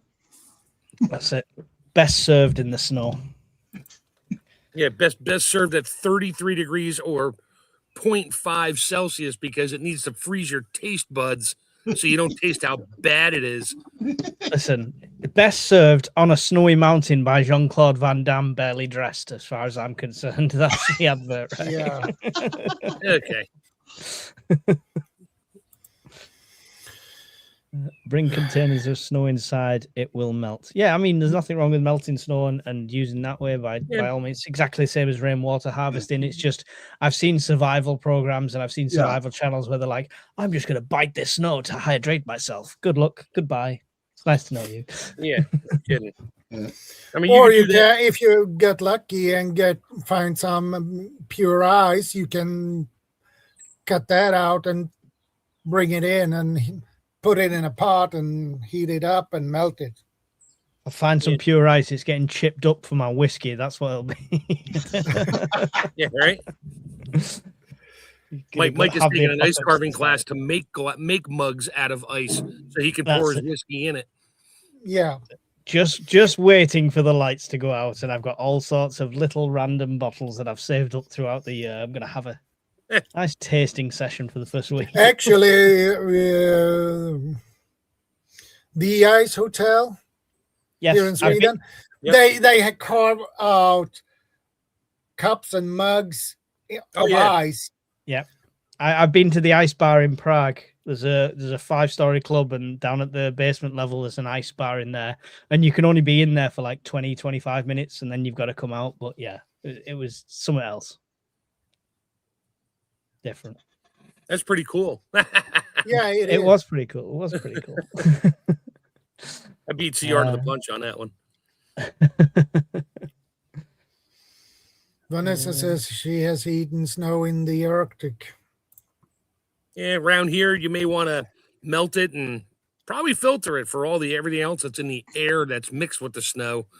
If you take just a bunch of snow, put it in a super clean flask, cover it up, put it inside and let it melt, and then look through it through a bright light, you're going to see things in there and go, why am I eating snow?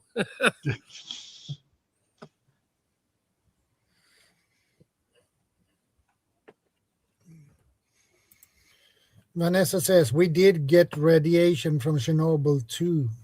Yep. Wow. Yes, we got that too.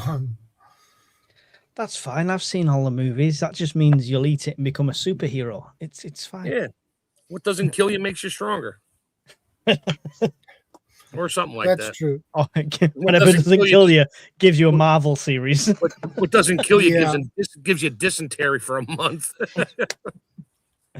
I am shits himself, man. This is the worst superpower ever. Watch out for my rocket blast when I take off. There was an episode of Whose Line Is It Anyways, and they did that. Colin Macri did that. Nice. I love that show. What was that? Winds carry things. Dust and deposit it when the Sahara gets the winds blowing, that dust gets up into the upper atmosphere, and you'll actually get snow that has like an orange tint to it certain times of year in certain areas. Depends on which way the wind was blowing across the ocean. Nice. Yeah. Speaking of snow, the New Jersey and all the way up north, supposedly they're supposed to get like another 18 inches tomorrow. I've give up with the weather. Twice I've put a video out based on official warnings, based on weather maps, based on everything that I was reading, and bugger all happened. So I'm no longer throwing myself under that bus. If there's a sudden snowstorm, you're on your own, guys. I'm not doing it. If you really don't have toilet paper and bread and milk in the house to make it through an extra 2 days, you're severely lacking in life. You're on the wrong channel, guys. Yeah. If you ignored the previous 1,000 videos where we said, get prepared. We have actually a question from Purple Ale.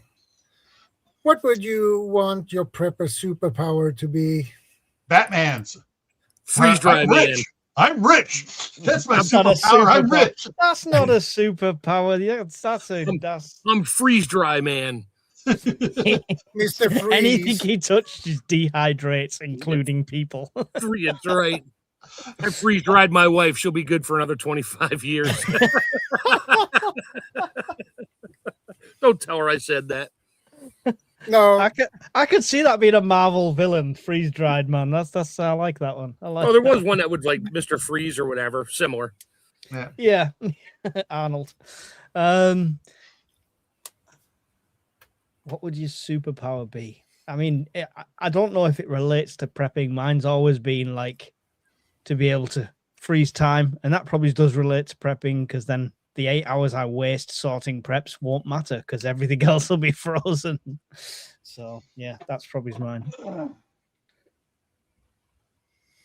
Super prepping power, sort of. I guess it's not clairvoyance, whatever, but be able to know what the stock market's going to do for the next week and know where to invest the money. Just subscribe to Canadian Prepper. That's fine.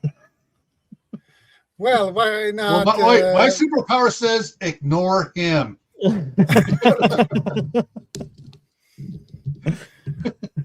Why not night vision with thermal heat vision?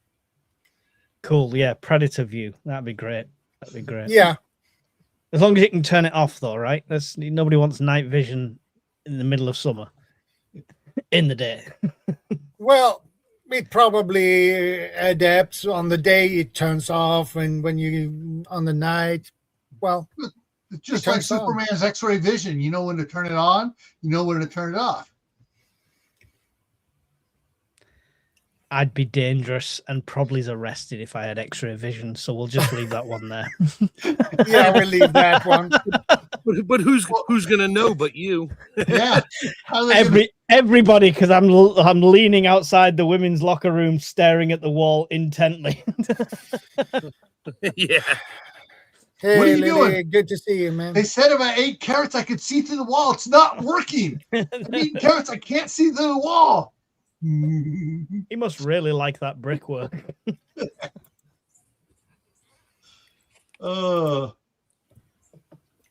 Yeah.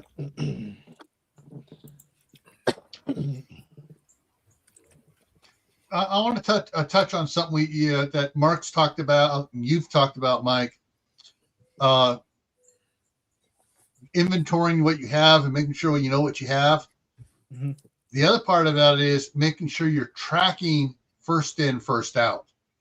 Yeah. 100%. When I put stuff in, I treat it as a shop. Stick it in at the back, use from the front. Yeah. It's a given. I think some of things I ignore. Like I don't stock circle my salt because I don't think it's going to go off anytime soon. So we're all right with that. Don't worry. The Sofa Survivalist has it all taken care of for that. Automatically. But there you go. First in, first out. I love the racking where the cans are on the side like that. I'd love to get some of that. It's just, it's not. I would like to have a system like that myself, but I don't have the space for it. Yeah, it gets expensive. We actually have 3 racks that we got back when we first got married. Does it store more or the similar amount as if you were stacking them vertically? Not really, but it means that it's first in, first out, because the way it works here, let me see if I can point to it.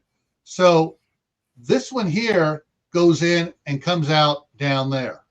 Yeah, so it feeds round in a loop around the back. It feeds around and comes out. Yeah, that's cool. And so that that's the good part about rotation. Those are great for rotation. Let's see. I'm racking up the comments. Fired. Now he's happy again. But that is a good system to have, actually. Now, this is from Shelf Reliance, and they are expensive, but like I say, if you don't want to waste the time, but take the time to rotate your stuff around, that works great. There are smaller units too that if you have a shelf, you just buy one that just sits on the shelf. And I've looked at the ones for cans, for normal like tinned cans, because them cans behind you in this country, £160 each. Yeah. It's just it's a criminally expensive for freeze dried canned food over here. Yeah. Which I'm currently trying to talk to Ration Nerd about possibly making some arrangements to get some shipped, looking into costing. So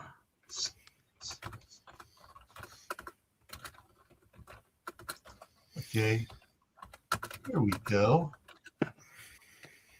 All right, share. I'm going for a short bathroom break. I'll be back. Okay. All right. Quickly, as soon as he's gone, we can sell all our merch and stuff. Behave. Let's go for a break. All right. So I'm going to make everybody a little seasick here. I'm going to take my camera and show my other screen over here since he's gone. So I'm going to do that. And earthquake! Oh no! Oh no! So these are called this is called the consolidator. It's just a 2-stack, and then this is a 3-stack that comes in a 3-stack. Some of them as well. I got the 3-stack ones in the kitchen. What's there. It called? Shelf. What does that say? Shelf consolidate what sausage? Consolidator. Shelf Reliance is the company. Consolidator is what they call that particular model. But there's different ones. There's let's see if I can scroll this up here. Some none in the UK. One. There's the ones for your Coke. That way you can keep your Coke fresh. But there's different ones that are due for different things there. But yeah, this is on Amazon. I have some of the ones in my kitchen that are basically they're like this. Instead of just being in and out, it's got 2 ins and 1 out, so you can stack it up higher. So yeah. We've got the fridge ones, and we've got like these clear plastic versions of them, but yeah, they're not great. They're not great. That brand is not in the UK. Yeah.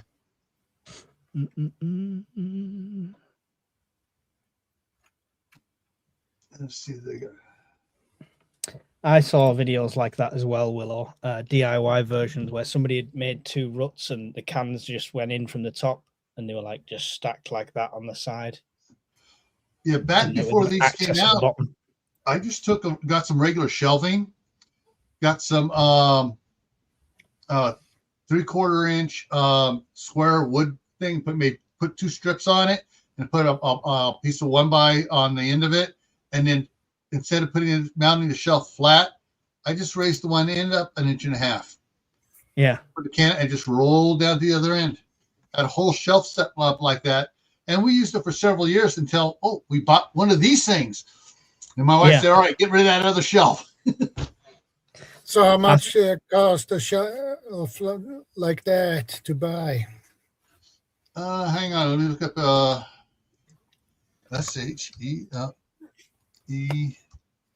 SHELF Shelf Reliance.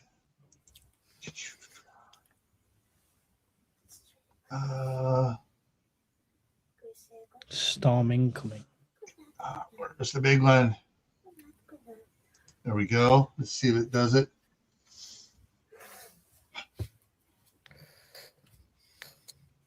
All right, so come on, show me the stuff on it here. Okay.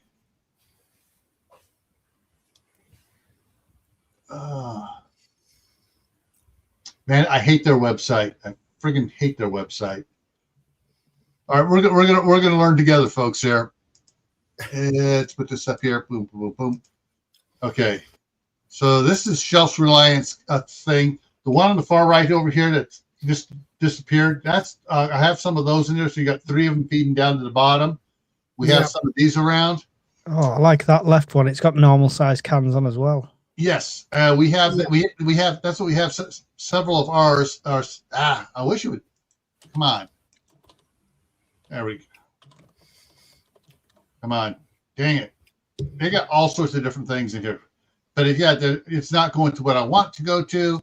It's being a pain in the butt.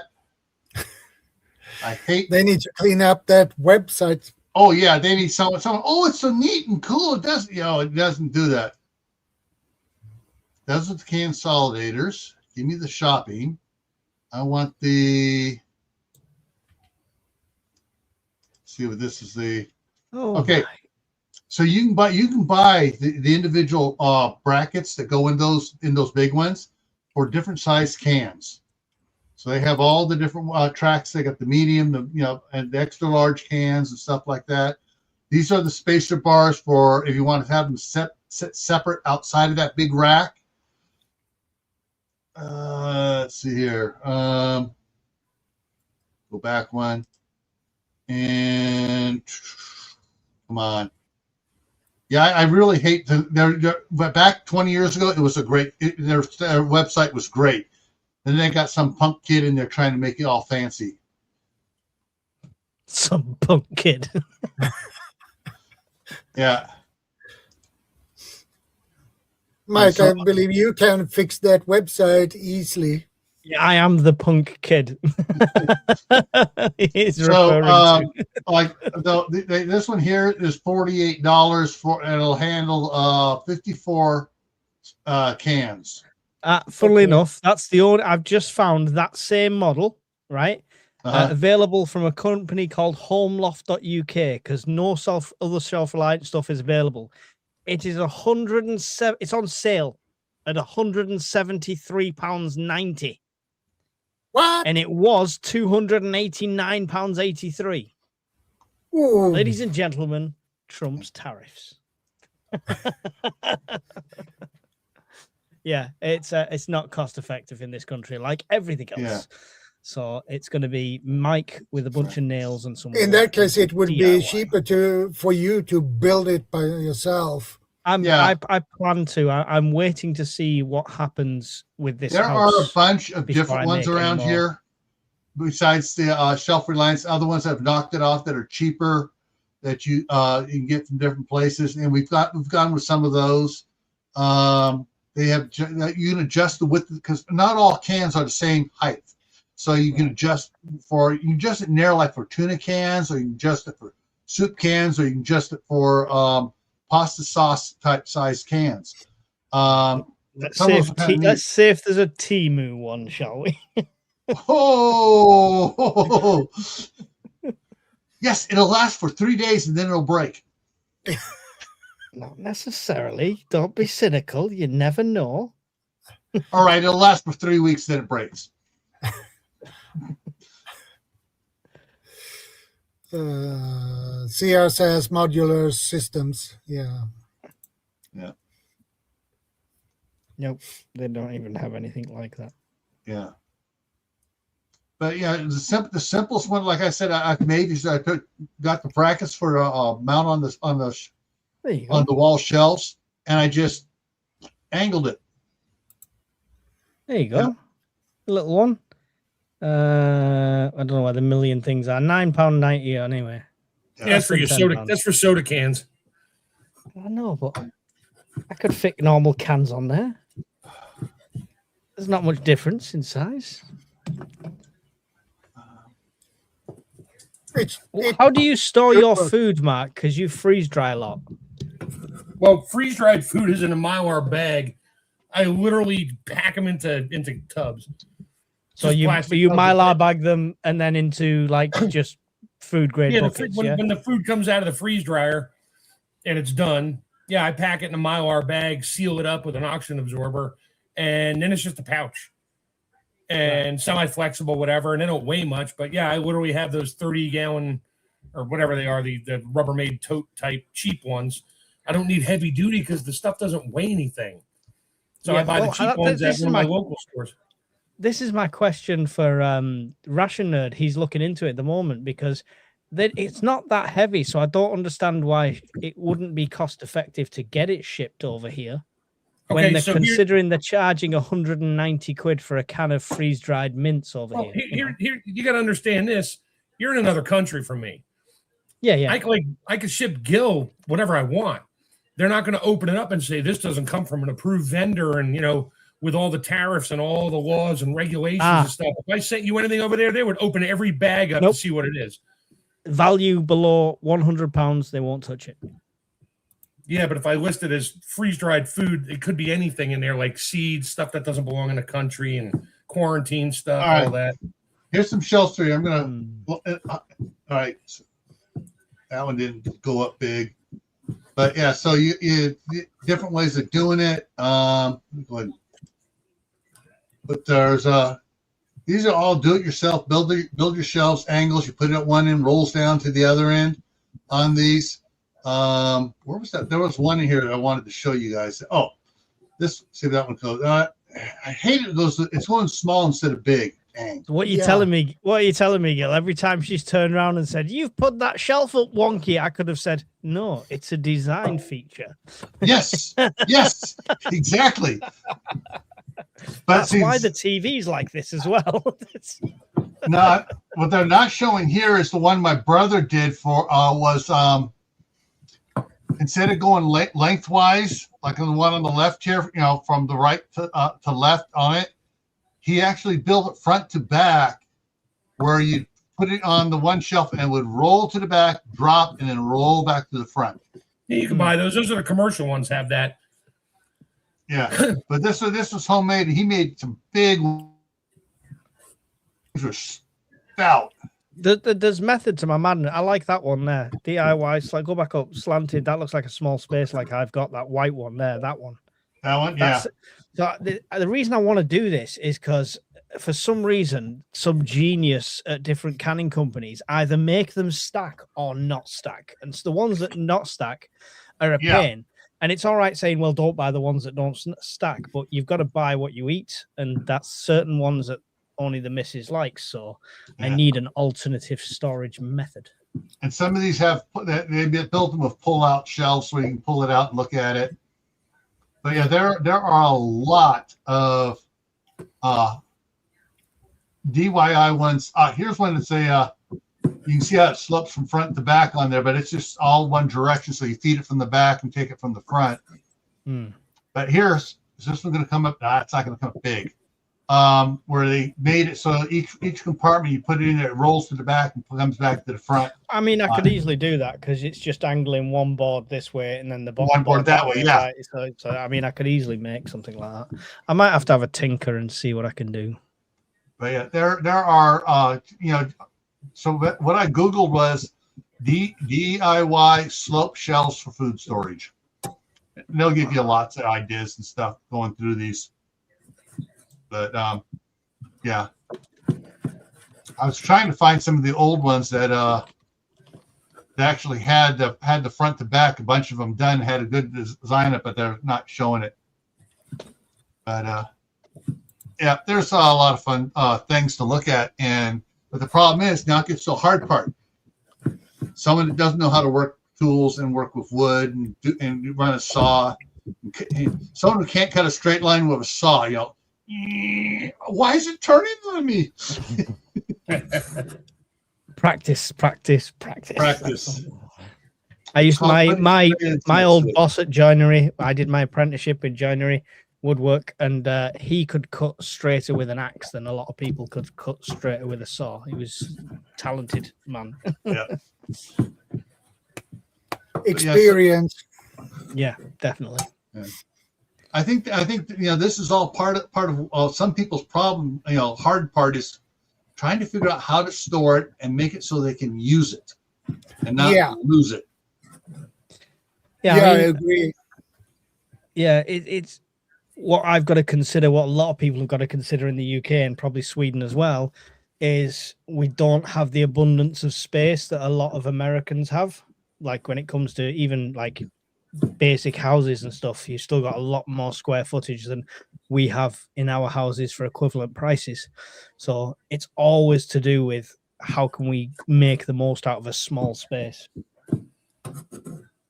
I agree. I have seen some of these shelves. I'd have to go digging into one of my back videos from about 4 years ago.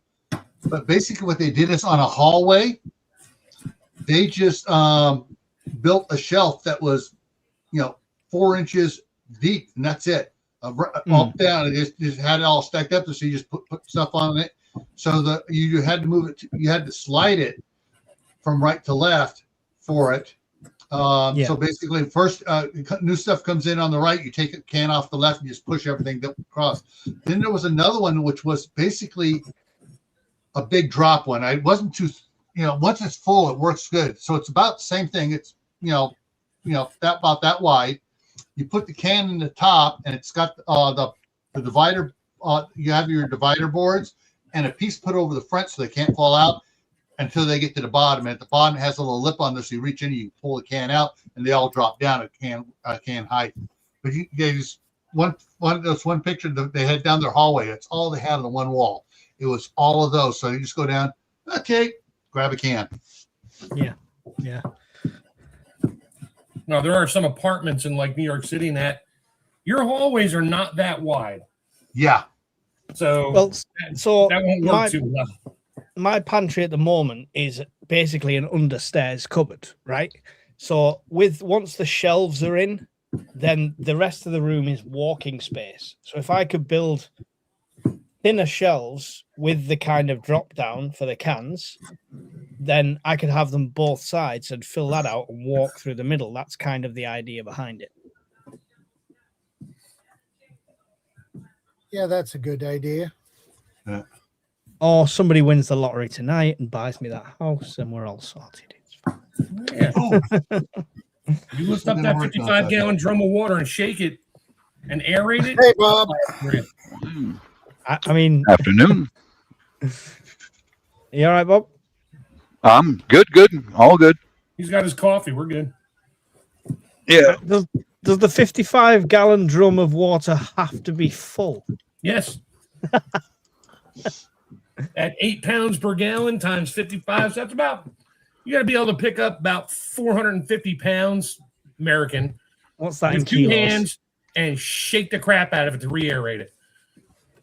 There you go, Mike. Time limit on it. I just want to see you lift it up over your head and shake it a little bit. 450. That's 204 kilograms. I can easily deadlift that. Whether I can get it above my head and shake it is another story. But it's got to be in the barrel. All right, Mike. Here you go. This is just.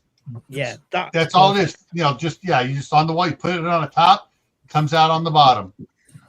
My only worry with that is somebody going, okay, I'm going to stock it up and put it in the top, and it drops all the way to the bottom. That's when you're first filling it, you got to lower it down. Yeah. When you're first filling it up.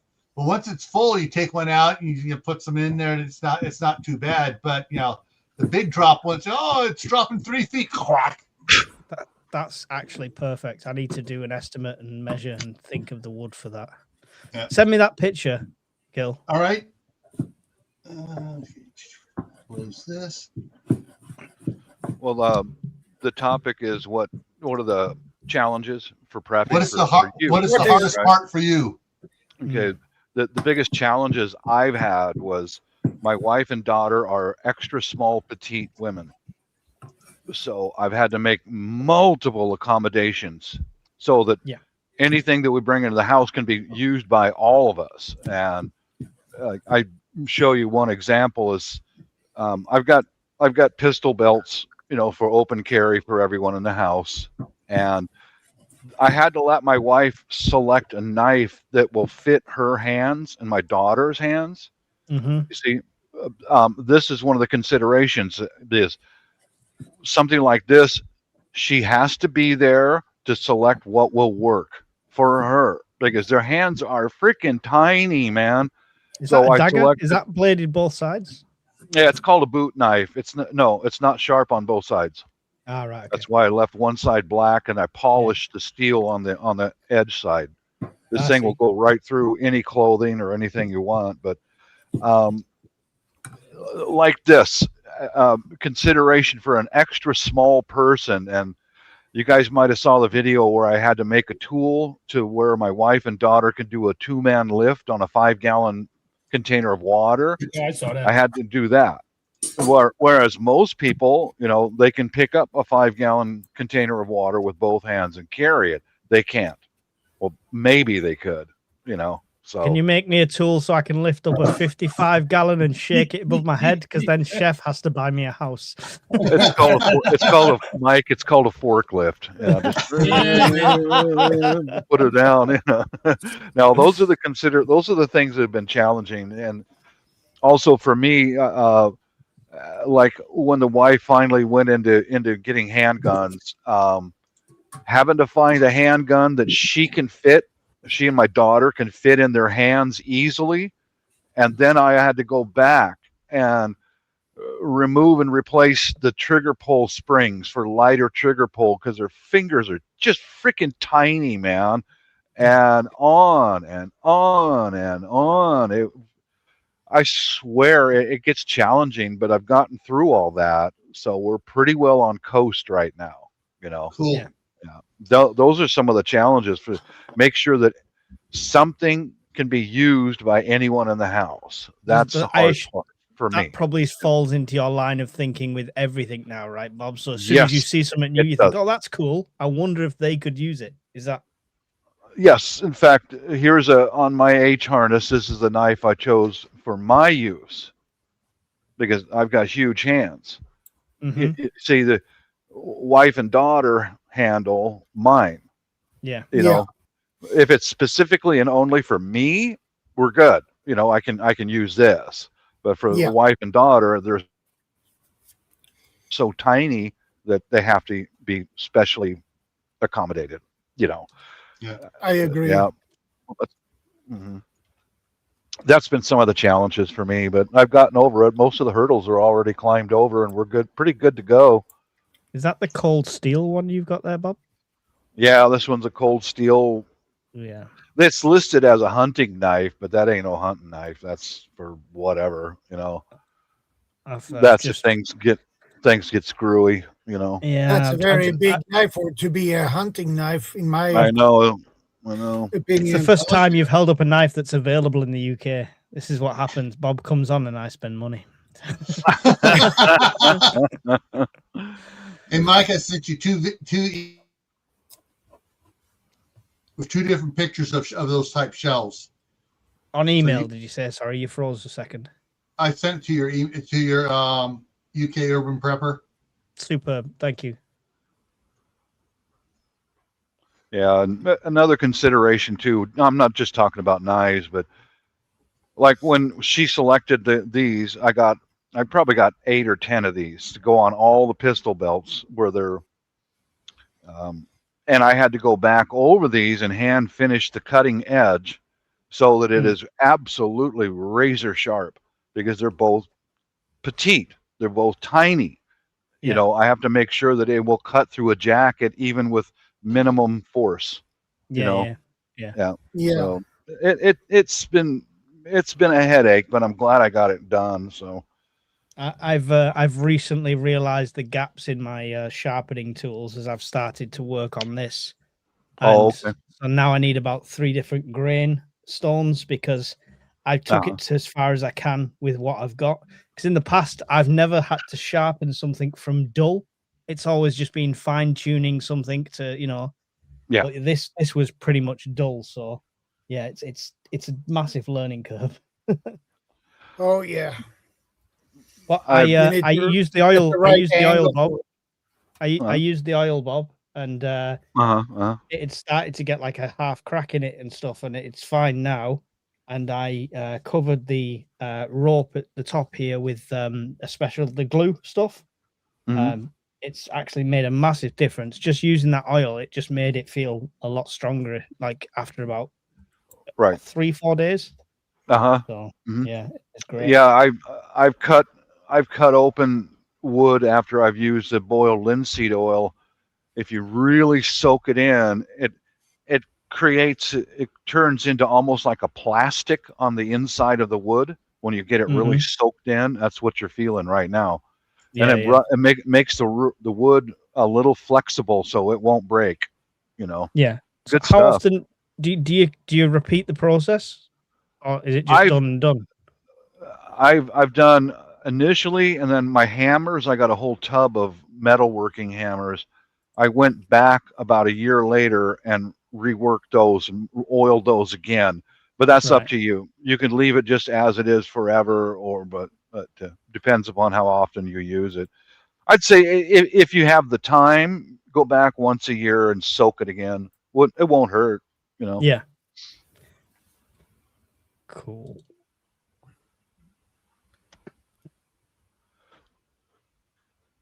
That's Brian sending me sort of survivalist videos now.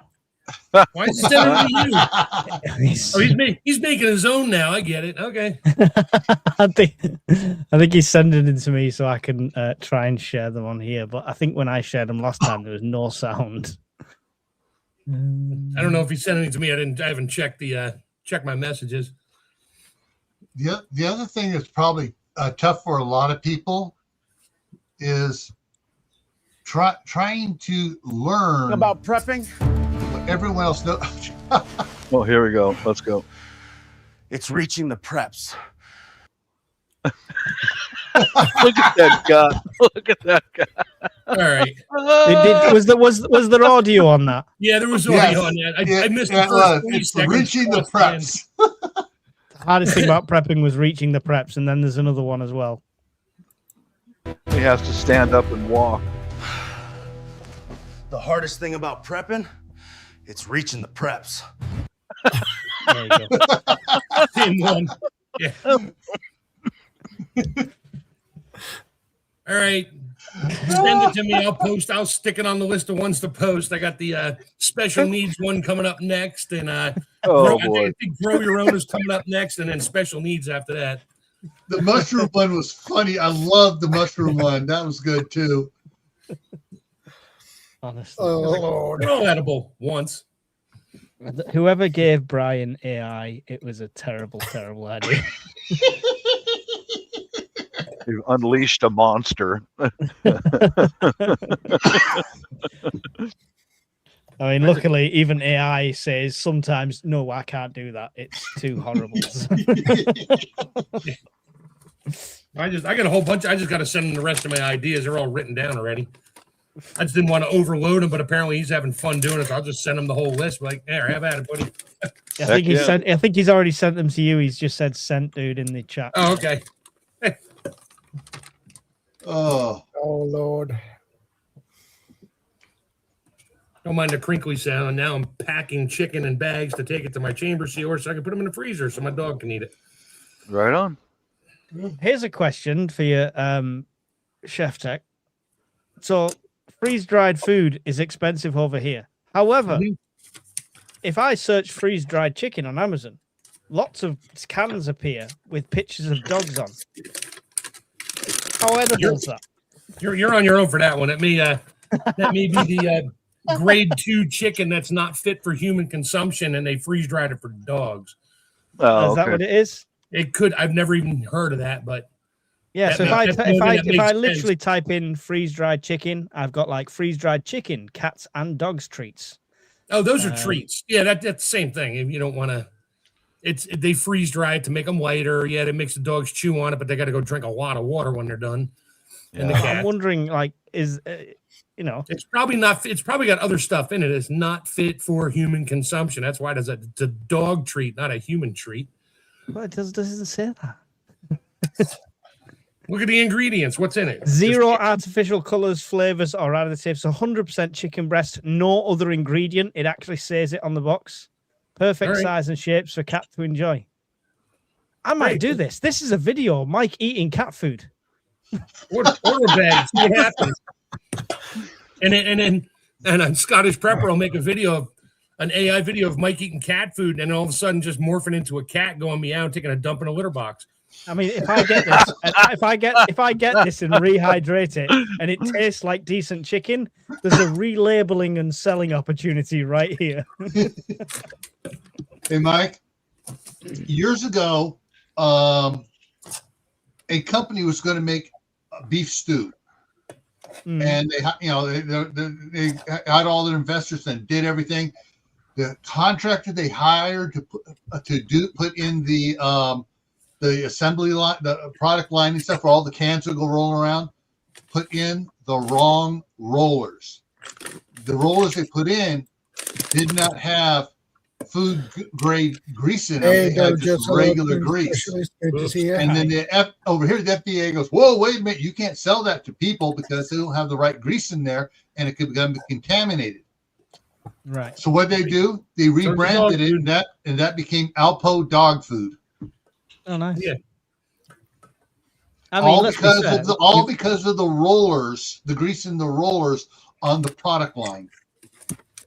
I'm thinking. Don't worry, humans will get sick from it, but your dog is just fine eating petroleum-based chemicals in his food. You're okay.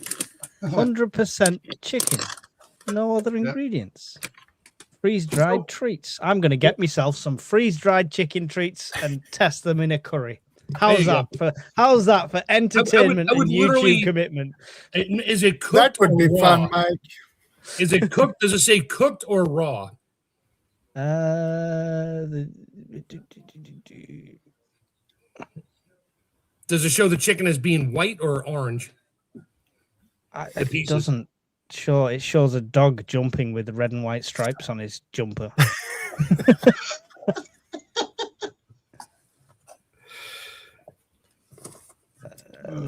Made in the UK.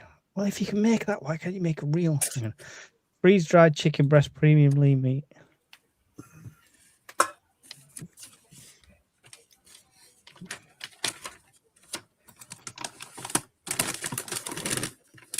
No, it doesn't reference.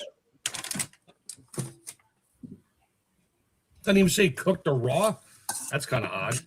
Not on Look that at one. see if there's reviews on it and see what people say. Aside from my dog loves it and all the bot reviews that are out there that, of course it's 5 stars. Let's have a look. Let's find one that tells us.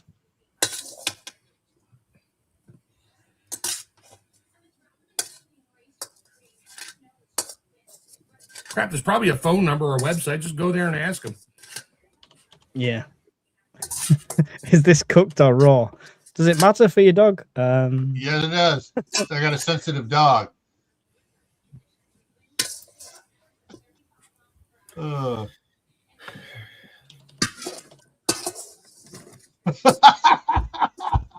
Diggs.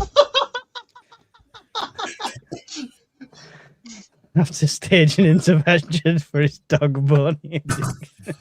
Yeah. Don't eat the green biscuits. They make you drool funny. Take care, Leslie Ann. Thanks for stopping by. I appreciate it. And you're most welcome. Right. This is. I mean, a can of the dog one is £16 over here. A can of Augustin Farms freeze-dried chicken breasts is £171.44 over here. Yeah, what's the weight difference? Do they weigh the same? Same. Give it a shot. 454 grams. Yeah, give it a shot. I would rehydrate a little first and just eat it as is before you just go full gusto and make a recipe out of it. And don't try to rehydrate it in fat because it lost water. It needs water. Yeah. You got to rehydrate it in like broth or something. 0 fat because the fat will clog up the pores and it won't allow it to rehydrate. Don't ask how I know. I mean, to be fair, these companies made in the UK doing this, it might be worth contacting them saying, do you fancy doing some human ones? They probably do. But because it's for human consumption, they have to charge more because that's the other thing, like Gil said, probably the testing and the equipment they use and certain things are allowable for pets and animals versus human consumption. So you got that going there too. I mean, I'll just tell them, listen, I've drank water from the Manchester Ship Canal. I'll be fine. Oh, they don't care if you're going to eat it. That's on you, buddy. Hey, JD, prepping. I never even thought of going down this avenue. I'm in some sort of weird cat food eating rabbit hole. You started hanging out with us. Whoops. Yes. Yeah, good point. Sorry. You can get freeze-dried duck as well. I got freeze-dried. Well, I got duck jerky for my dog. That's not freeze-dried. That's just when I was a kid. Duck breast. When I was a kid, we had 2 dogs, and we gave them Frolic. Those Frolic rings. And when I was a kid, I tasted a couple of those, and they tasted good, actually. And I didn't get sick from them either. I used to pinch a dog biscuit now and again when I had a stuffy. I think we all did. So did I. Yeah. Yeah, I have to. We used to feed our dog Purina dog chow, the pellets, and I was a kid, I'd go grab one of them and like, yeah, you can eat it, but it's not. Yeah, I could, yeah. I preferred the little mini milk bones with the red, green, and yellow ones. Yeah. And Grumpy Adventure says, if Mike's willing, he's a grown-arsed man. Yeah, you're over 18, Mike. You may do what you I'm literally emailing them right now, asking them if it's cooked.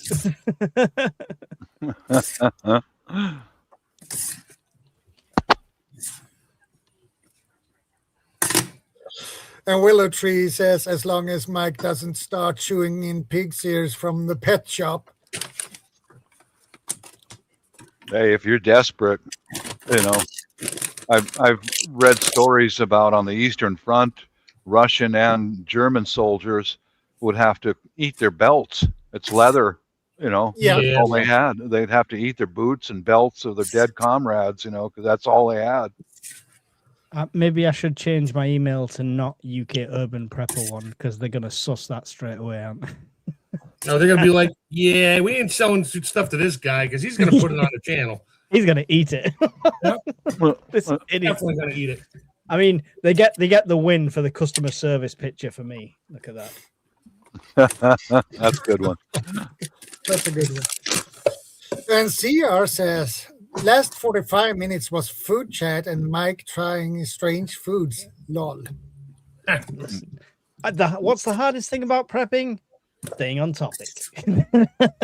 True. Yeah, true. Yeah. But focusing on one item, that's a problem.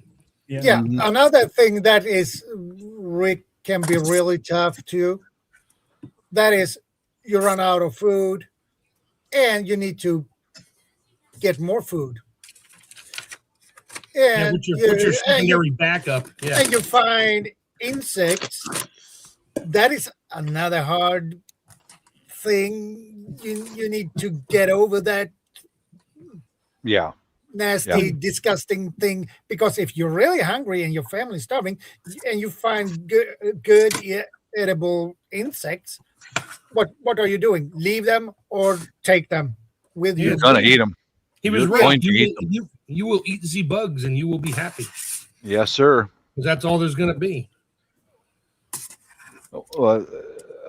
Fact, an old friend of mine is South Korean, and he went through the South Korean army. Everyone over there has to go in the military.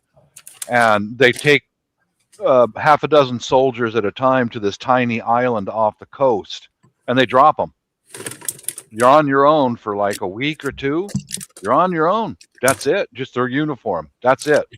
And he told me about how after about 3 days, they're totally focused on looking at the ground, eating any insect or frogs or anything. He's eating frogs raw because there is nothing there to eat. You have to find your own. That's part of South Korean army training for the average soldier over there. It's like, that's true survival training right there. Yeah, he shuddered when he was talking about eating the little frogs. But you're that hungry after a few days. Yeah, you will eat the bugs. Yes, sir, you will. I'll happily eat normal tinned cat food if it came to it. So they have human testers at cat food. Oh, I like nothing better than taking out my chopper and oiling the shaft. All right, that ain't going on.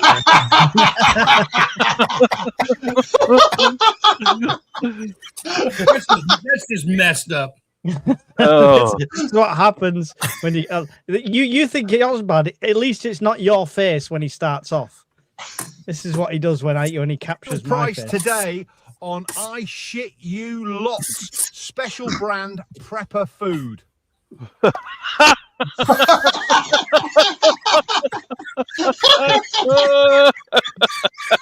right. Now that's criminal. Send me that one. I'll post that as my special guest. I'll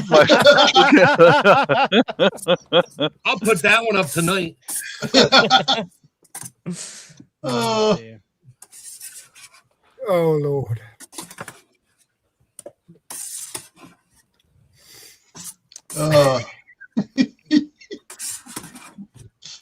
Oh, man. How do I explain to the missus why I've got freeze-dried cat and dog treats coming? Tell her that somebody said they were going to give you a cat or a dog, and you decided to buy some stuff early, and then they changed their mind. No, because she'll go and get a cat or a dog. She wants one. I'm the one that's saying no, and all of a sudden I'm buying cat and dog food. It's gonna look well. Mike, what are you going to do with this dog and cat food? Oh, yeah. I'm gonna test them. Yeah, put a spoon in it. Yeah. Mike, you are nuts. Then just look at her, look her dead in the eye, and just stare for a second. And go, woof.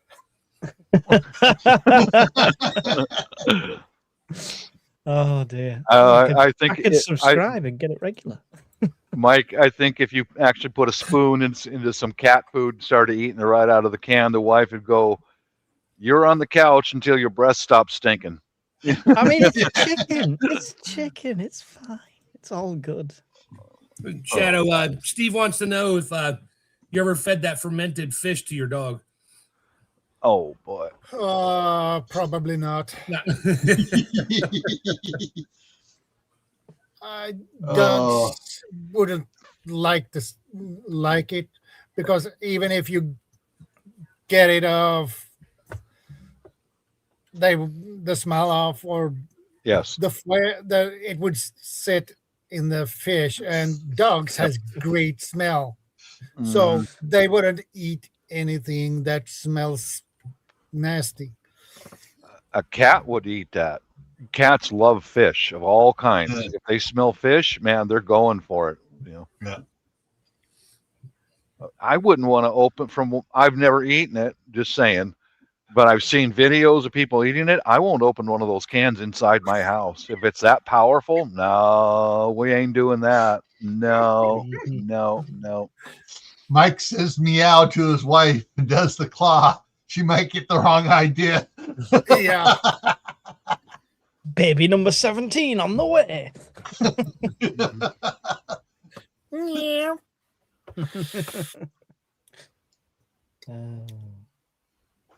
Oh, Diggs.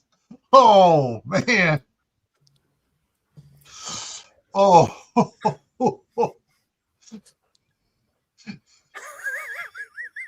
That's my new nickname, Dog Farts Mike.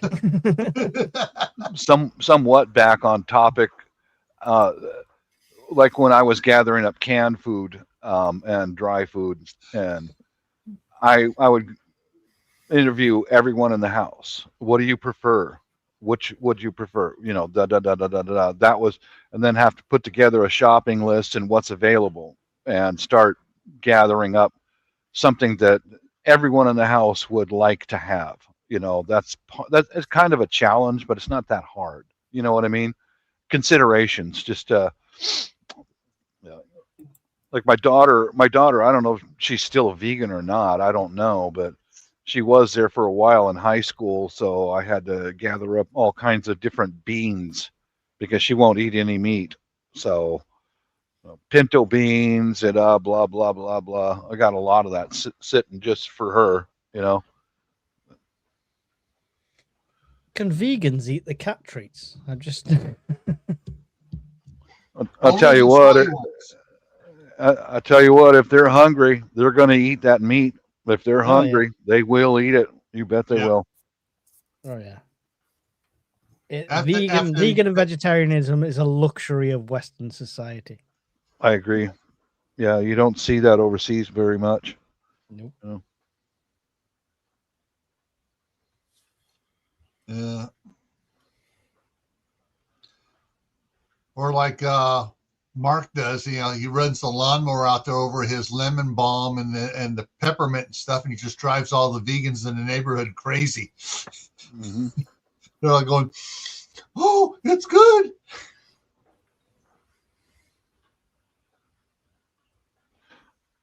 Yeah, I've got mint in my backyard in the grass.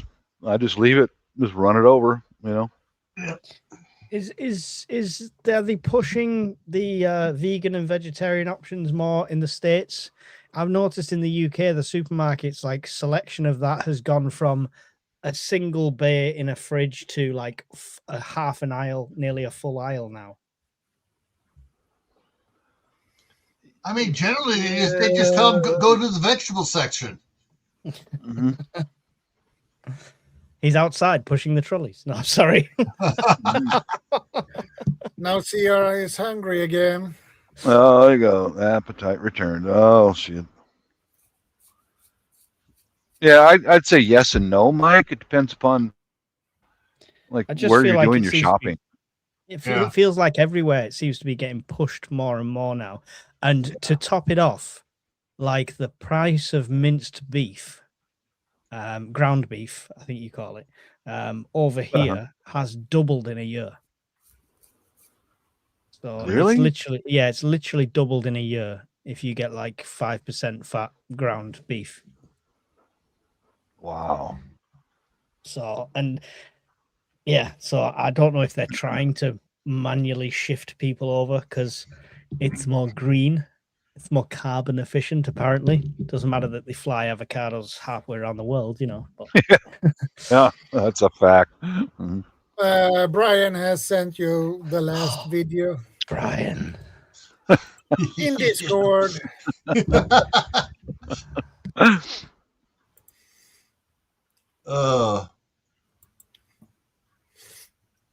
I saw a video put out by this vegan teenager.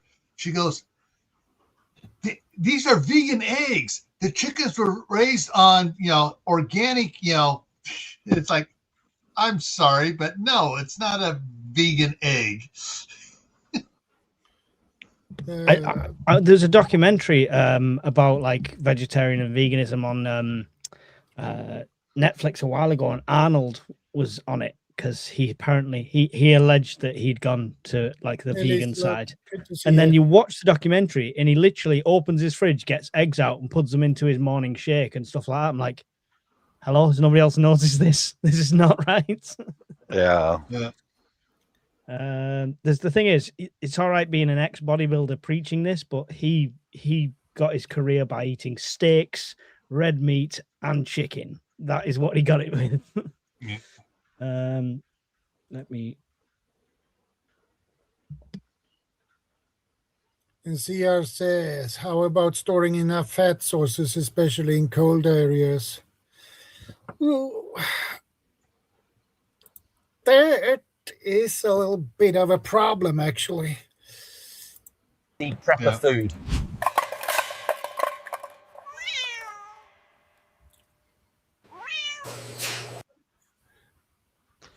The sound didn't come through very good. The voice didn't come through at the end there, but the Acme cat squisher. Squisher. Look at all the cats in cages waiting to be processed. Cat squisher. CR says in Siberia they have a higher fat diet. Yeah, they have, but they do store fat for a longer period of time. That can be quite difficult. Yeah, I'll be 2 minutes, guys. Yeah. And that's the thing is about storing fat. What sort of fat are you talking about storing? Are you getting a nice, heavily marbled piece of meat and freeze drying it, or freezing it and vacuum sealing and freezing it, or because I know Tammy and others do the thing about how to can butter, how to can cheese. Those are fat sources. You can can lard. You get and stuff. So there's a lot of stuff you can for the oils and fats and stuff. The only that basically how you can store for basically almost forever is ghee. Yeah. Well, same if it's sealed in a jar, tallow and lard lasts forever as well.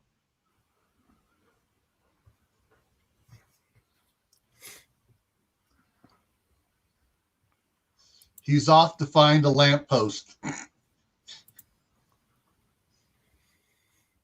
But yeah, there's that's one of the things too is, unfortunately, a lot of the you can buy on Amazon, you can buy at Costco, you can buy Walmart, containers of lard or tallow. My question is like, okay, how clean is that how is it absolutely chemical free? Probably not, because it's cheaper for them to do it the cheap way and run chemicals to it to get the water and stuff out of it than it is to do the multiple renderings to get it the moisture out of it and stuff. And Brian says in SHGF, I'm eating vegetarians, all grain fed. Eating the vegetarians? Yeah. Oh, okay.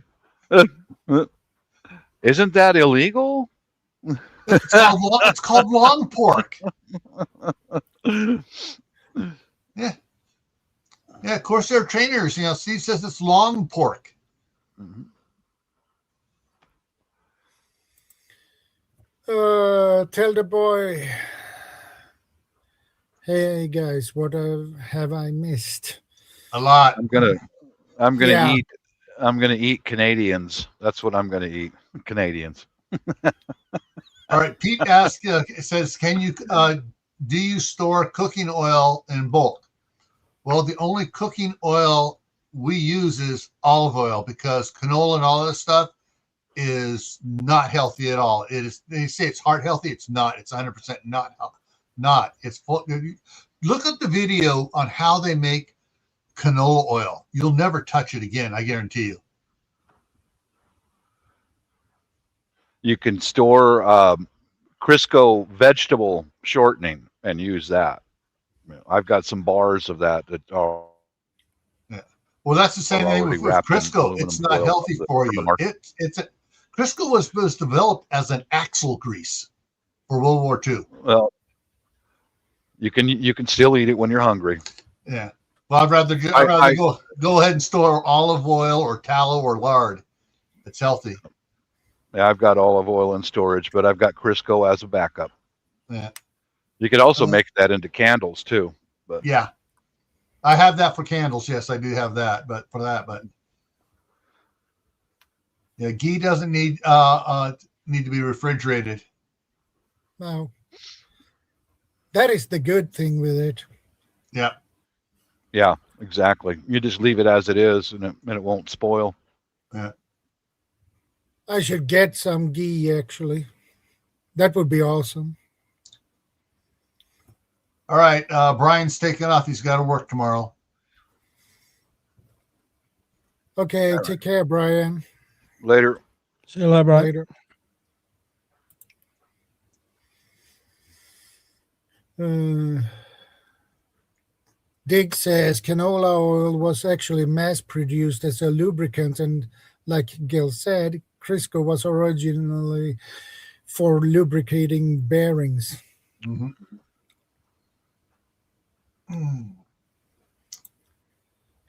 Thanks for clarifying the butter, says CR. Oh, you're fired, CR. You're fired. That was a bad one.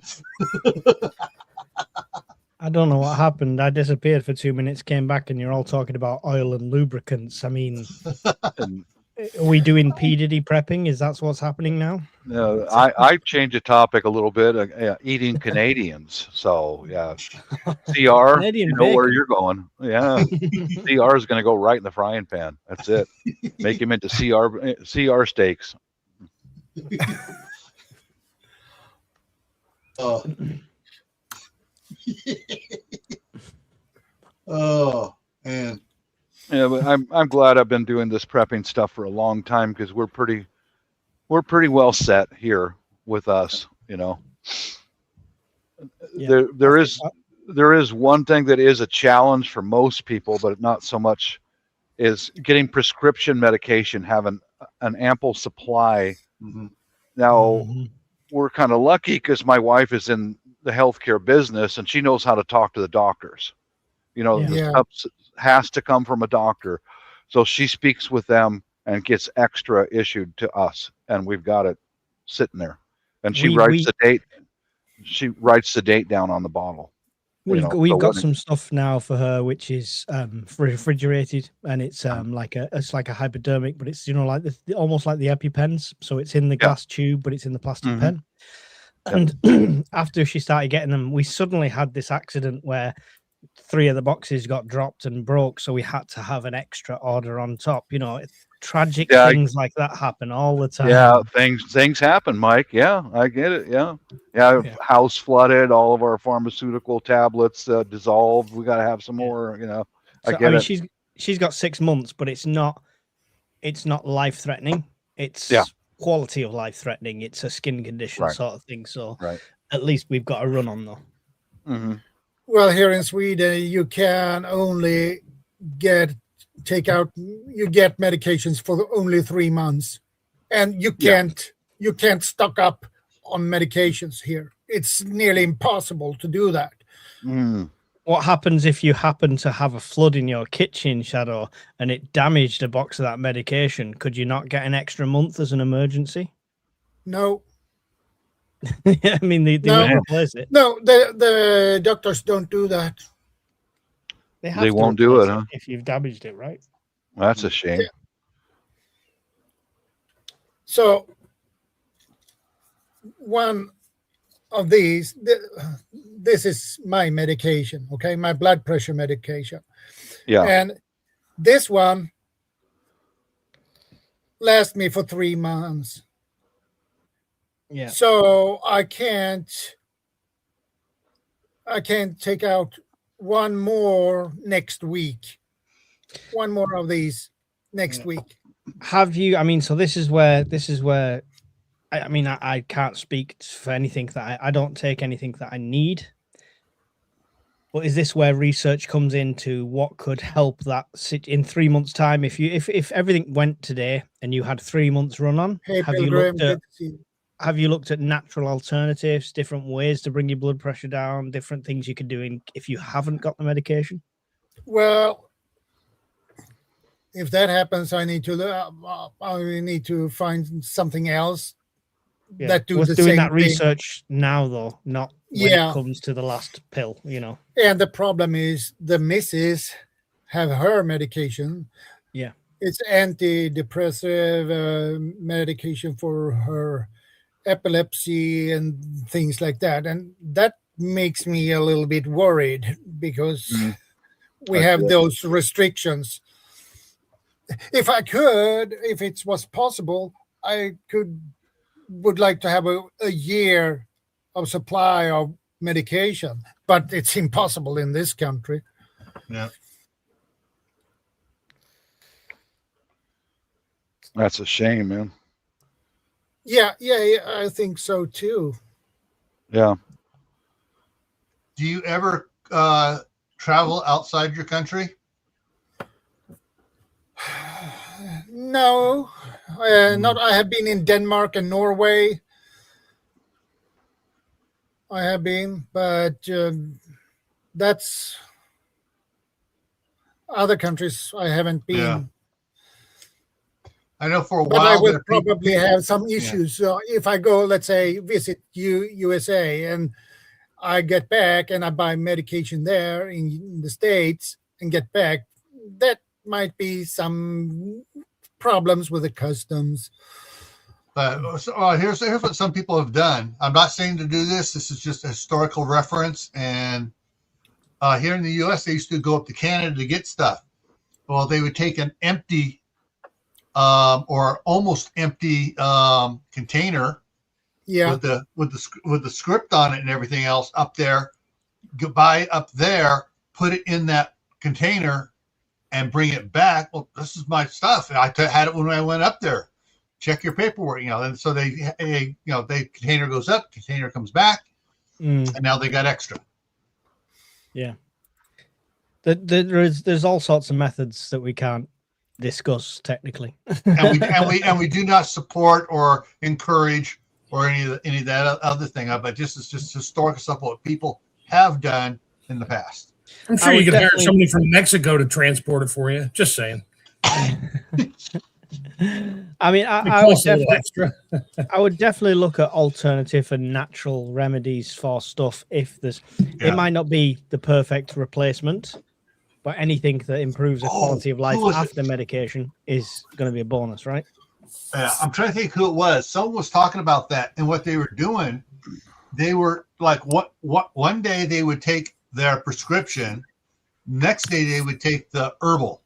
Then they go back and and that way they would be only using half as much or a third as much. They go 2 days on the prescription and 1 day off on the herbal, and they built up a supply that way. Yeah, that might work. Yeah, but it's being able to have a the proper herbal medicines, being able to have those as well to help you do that. I'm trying to remember which channel it was that did that.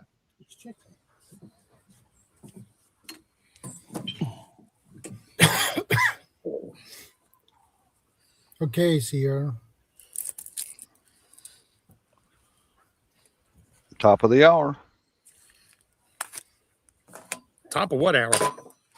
He has 30 minutes to go for us to fire him.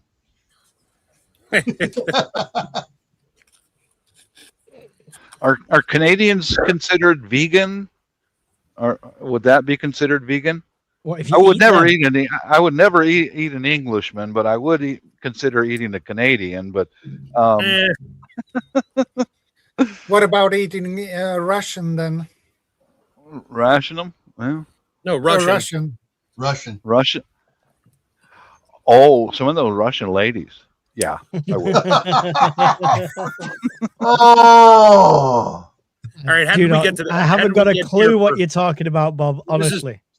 For Bob, this is the hardest thing about prepping is choosing a nationality to eat. Yep. Yeah, exactly. Yeah. Oh, stay away from them Indonesians. They're rugged. They're tough, man. Yeah. Dig says Canadians are Meplian. Mapleian. Yeah, that's all they eat is maple syrup. No, not really. Nice. I mean, tastes like Molson's Golden and maple syrup. What the heck? Hey, I've had Molson Golden with my pancakes and real maple syrup in the morning. It's not bad. Not bad. Not bad. Yeah. I have no idea what Molson Golden or whatever that is. It's a beer, Mike. Yeah. All it's right. a Canadian beer. Canadian beer. It's actually very good. Okay. Very nice. Yeah. Very nice. Yeah. I'm surprised that no one was mentioning about the Italians and whether they're flavorful or not. They're just too spicy. Leave a garlicky flavor in your mouth. A lot of garlic. Yeah. Hey, you don't have to worry about vampires though. Mm-hmm. Yep. I love garlic. I do too. I like it. If I cook some pasta sauce or anything like that, I can take almost 9 to 12 cloves in my pasta sauce if I make it for myself. Like a whole head. Wow. I do that when I make mashed potatoes. I make mashed potatoes when I'm boiling the potatoes, and I boil like 5 pounds at a time, not 2. And I'll peel a whole head of garlic and drop all the cloves in there. They boil with the potatoes, and then I mash it right in. You never even know it. It just gives this nice, mild background garlic flavor. Nice. Yummy. As well as growing garlic, I stock a lot of the powdered garlic powder because it has a lot of medicinal properties as well. It does. It's one of the only things that helped with my alopecia, believe it or not, was a garlic clove. Garlic is also a good antiseptic. Yeah. If you antibacterial. yes, Fungal infections, everything. Yeah. Yes. Yeah. Yeah. Now, if you ferment garlic and honey, real honey, now you got something. Yeah. I ran across some gardening videos of a guy in Vietnam. He with his new starts, he grows little potted plants and stuff. Yeah. He has a water and garlic mixture, and he paints it on all of his little plants because insects don't like garlic. They stay away from it. So it's an antifungal and anti-insect. I was like, man, that's smart. That's brilliant. Really, it's natural and it's organic. Yeah. Yeah, definitely a good one. Yeah, some spices last. You just have to make sure you keep the air out of them. Don't rely on the jar that came with that little foil thing stuck to the top as a long-term preserving seal. Yeah, stick the whole jar in a seal meal or something. If you got a seal meal, stick the whole jar in there and seal meal it in a bag. Put a couple of them in there, and you'll notice when you open that bag up, you'll smell the spices. Why? Because those things don't seal very well. See, I've got them just in the little jars that they come in, the dried spices and stuff. Yeah, over time, I've never resealed them. No, go and what I mean. You've been using them, and then you stored it. Some, but there's a lot that's stored. Yeah, I was gonna say the ones that are stored, grab one and just smell it. If you can smell what's left of it, if the herb or the spice inside, it's not a good seal, and it'll be worthless in a couple of years. Right. Okay. Well, there you go. I've learned something. I'll be going resealing. I've got like Mylar bags. I could just reseal them in there loose, right? You can. You need but you need to get the air out of there. Yeah. And you got a vacuum sealer or whatever, if seal meal, something like that. Just put them in a seal meal bag, and you do want to keep them out of the light, most of them, because that degrade them too. My vacuum sealer's right behind me here. There you go. So I'll think about it. I've got shelves full of them. Never even thought about that. Yeah, if you go near the shelf, stick your head near it. Do you smell herbs and spices when you get near it? Try it. If you can smell it, they're leaking. Yeah. No, it's a good point. I'll have to have a look, because some of them are have a sealed in the jar with the foil top thing, with the lid, but they've also got a plastic seal around the actual thing. So that plastic seal is just a tamper seal. That's all that is. Yeah. But the little seal in the jar, it's just a little piece of foil with some kind of coating on the inside. So when they heat it, it just sticks to the glass. Yeah, but that doesn't necessarily make it 100%. Take one and drop it in a 5-gallon bucket of water and put a rock on it or whatever. Let it sit at the bottom for a week and see if water got in. It probably will. Yeah. No, I'm going to. And Seer says, peppering my humor now. Dude, I don't know. I'm going to change away from eating Canadians. I'm going for, I don't know who else, Icelanders or Greenlanders. Isn't that where Canadian bacon and Canadian ham come from? It is. During the War of 1812, when our soldiers were hungry, they ate Canadians. So that's where it came from. See, assaulting our senses. He's assaulting our senses. Oh, let's go to war with Britain. Yeah, he's gonna get peppered with pink slips here in a second. Yeah, Dig says another place to look for natural medicines is the spice aisle in your local supermarket. Yeah, and they've increased that massively where I am now, because it's it's Ramadan or something coming up. So there's just loads of huge kilograms of kilogram bags of different spices and lentils and stuff, which is not usually in the supermarket, and it's dirt cheap. So I've stocked up on loads of things recently. That's good. And Seer says, I'm off the menu. It worked. You're going to be on the menu at the Roadkill Cafe here shortly. Real quick. Yep. You're not off the menu, CR. You've just been demoted to dog food. So the only person eating you is me. But first, it's got to go through me so I can freeze dry your ass and send it to Mike cheap. Now, guess what, CR? We could always send Dior's up to Canada. He drives an 18-wheeler, so you might not want to be any roadkill. You know, watch out for those 18-wheelers. British Customs really confused. An 18-wheeler butchering truck. Mm-hmm. No, I'm just going to send him. I'm going to have him deliver an entire truckload of that Swedish fish, and dump it all around his property and open every single can. Oh God! Don't get that on your clothes because that will stick. Oh, I'll make sure. I'll make sure Diorcy has a hazmat suit available to do that. He can just burn that on the spot.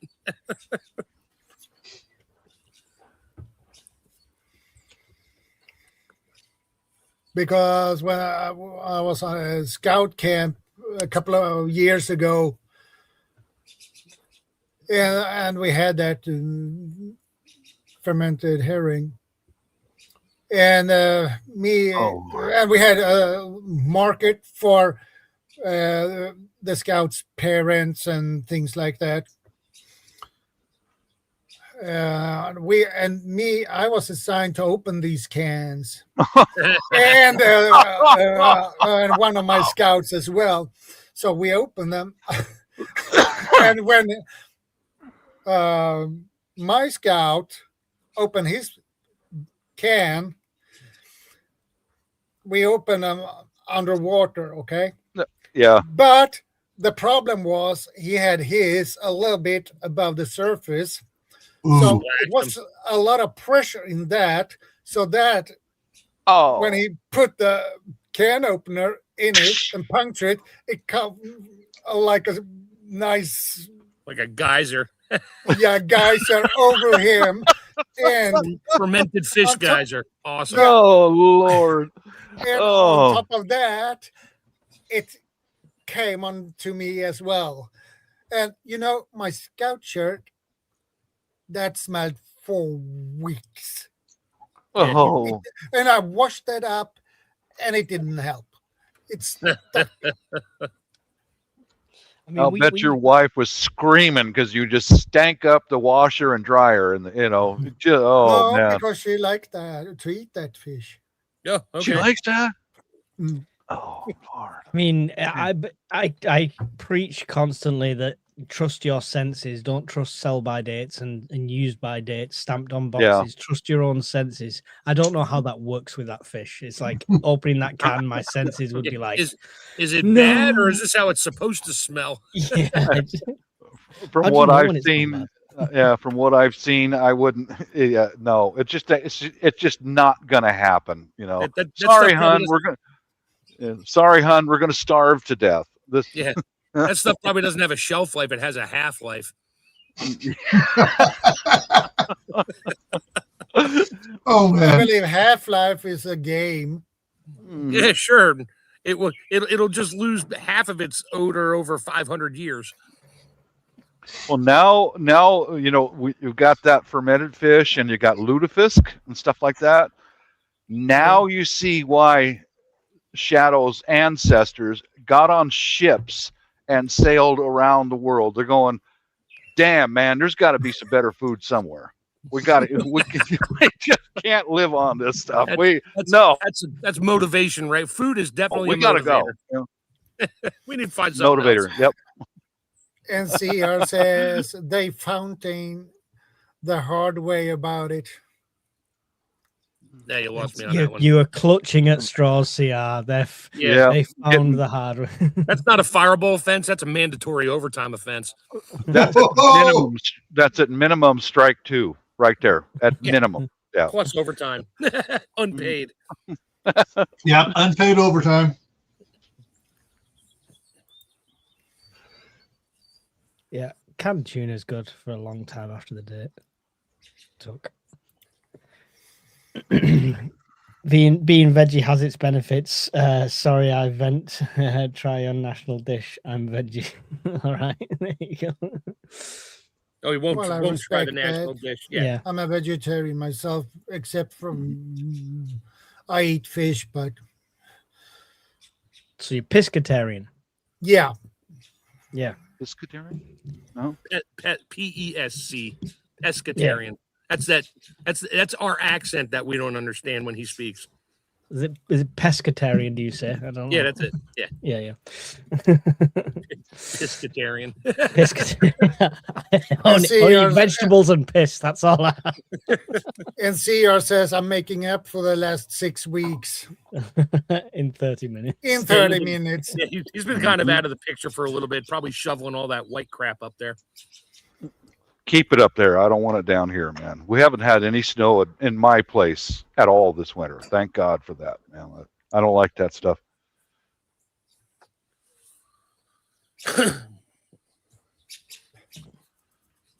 Yeah, went to the coffee shop today, and I walk in, and it's cold, and it's just in a driving rain, much like the UK, very similar weather. And I walk in there and I look at the barista, and I said, "Man, the tropics are looking good today." You know. Yeah, you don't like the cold. You like the heat. I like the heat. Yeah. If I can get the missus to finally hurry up and retire, honey, let's get out of here. That is another thing that is quite hard for me. I don't like the heat because I'm feel constantly sick 24/7. I feel like I'm going to throw up 24/7. Mm-hmm. So that is difficult for me to prep for, because when it's 30 degrees Celsius outside, my apartment is like a sauna. I have, oh boy, one summer I had 35 degrees in my apartment. Do you have air conditioning? Have air conditioning there? No, we don't have air conditioning here. You could buy an air conditioning unit that fits like a sash window that you can put in. Yeah, but those cost around, if you need a decent one, you have to pay somewhere between, the cheapest one you can get for 4,000 and up, basically. Wow, I mean, you can get like mobile small units that you can, like portable ones here. So yeah. I got a portable one here that we needed when our central went out. We can't live without air conditioning. We just can't. My wife will go to a hotel and I'll sleep in the basement. That was the best thing about going to the States, was air conditioning everywhere. The only places air conditioned in the UK are stores. So that's the only place that are air conditioned, which I don't understand. I've never understood it. It's people think, oh, it doesn't get hot enough to warrant air conditioning. I'm like, air conditioning is temperature control. It warms you when it's cold as well. I don't like it. My bedroom, my house is perpetually Fahrenheit 67.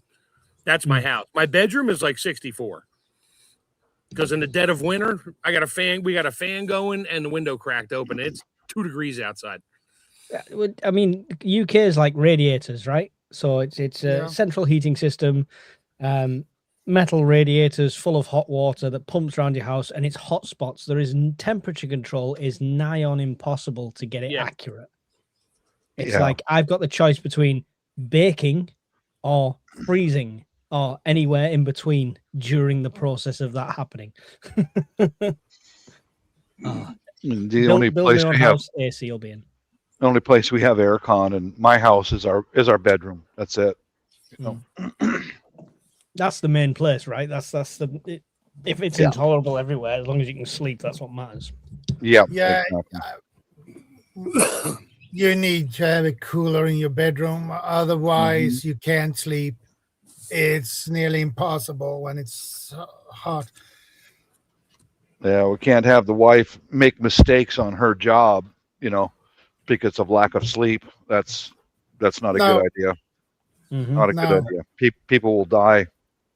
Yep. Yeah, especially if you work as a nurse, doctor, or surgeon, or whatever, you need that sleep. Or otherwise your hands will tremble and you make a mistake and oops, I caught that artery. Correct. Bad idea. Yeah. Yep. Yeah, we just in my house, like we just set up during the hottest part of the summer is we just set up an electric fan to blow across us, and that's it. Just like we do overseas. Same thing overseas. We got a fan in the main part of the house, and then a air conditioner in all the bedrooms. You know, Yeah. It's when it gets so warm that we've had a year where it's so warm that fans are just blowing the hot air around. It's like it's making. I'm good with Mike. I'm good with that. Yeah, I'm good with that. You know, as long as I can have a fan blowing on me, I'm okay. Yeah. In Amazon, you can get between £80 and £200. You can get a portable air conditioner, 4-in-1 cooling dehumidifier, fan, sleep mode, etc. Yeah. Which is pretty much all you need. I mean, there's ones here that with the vent coming from the window. There's wall-mounted ones as well that are quite cheap. It's surprising how cost-effective it's becoming. Yeah. Here in Sweden, everything is expensive, basically. So a portable air conditioner, I would like to have one, but it's a lot of money. So, yeah. Have you looked recently though?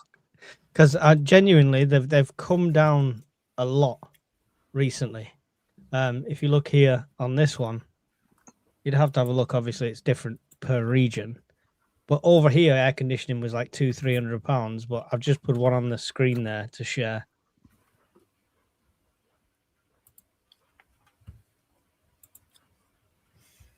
There you go. That's just like a little unit. Yeah. But it's £67. You could pay more than that for a decent fan. Mm-hmm. And look at that. Look at that for preppers. Battery backup for power outages and off-grid use. Yeah. I've seen those overseas, Mike. Yeah. Or similar, you know. Yeah. Well, for that price, bargain. I'll add that to the basket.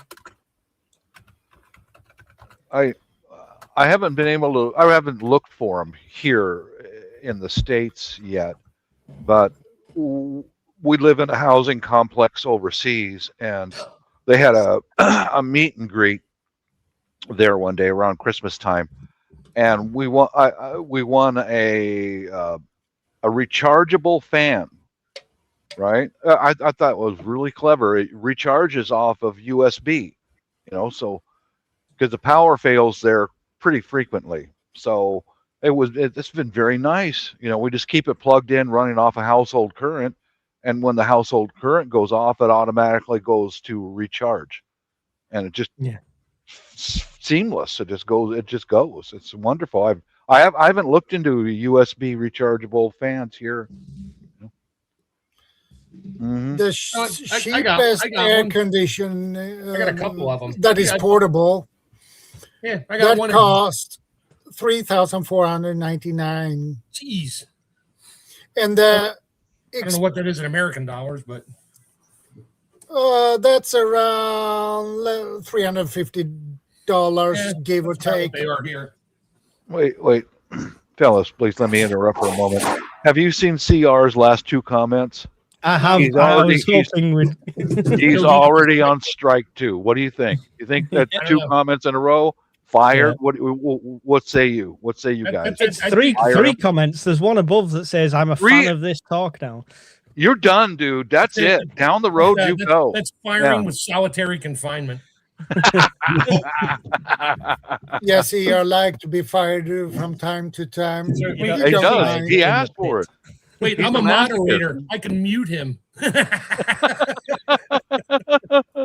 wouldn't do that to you, CR.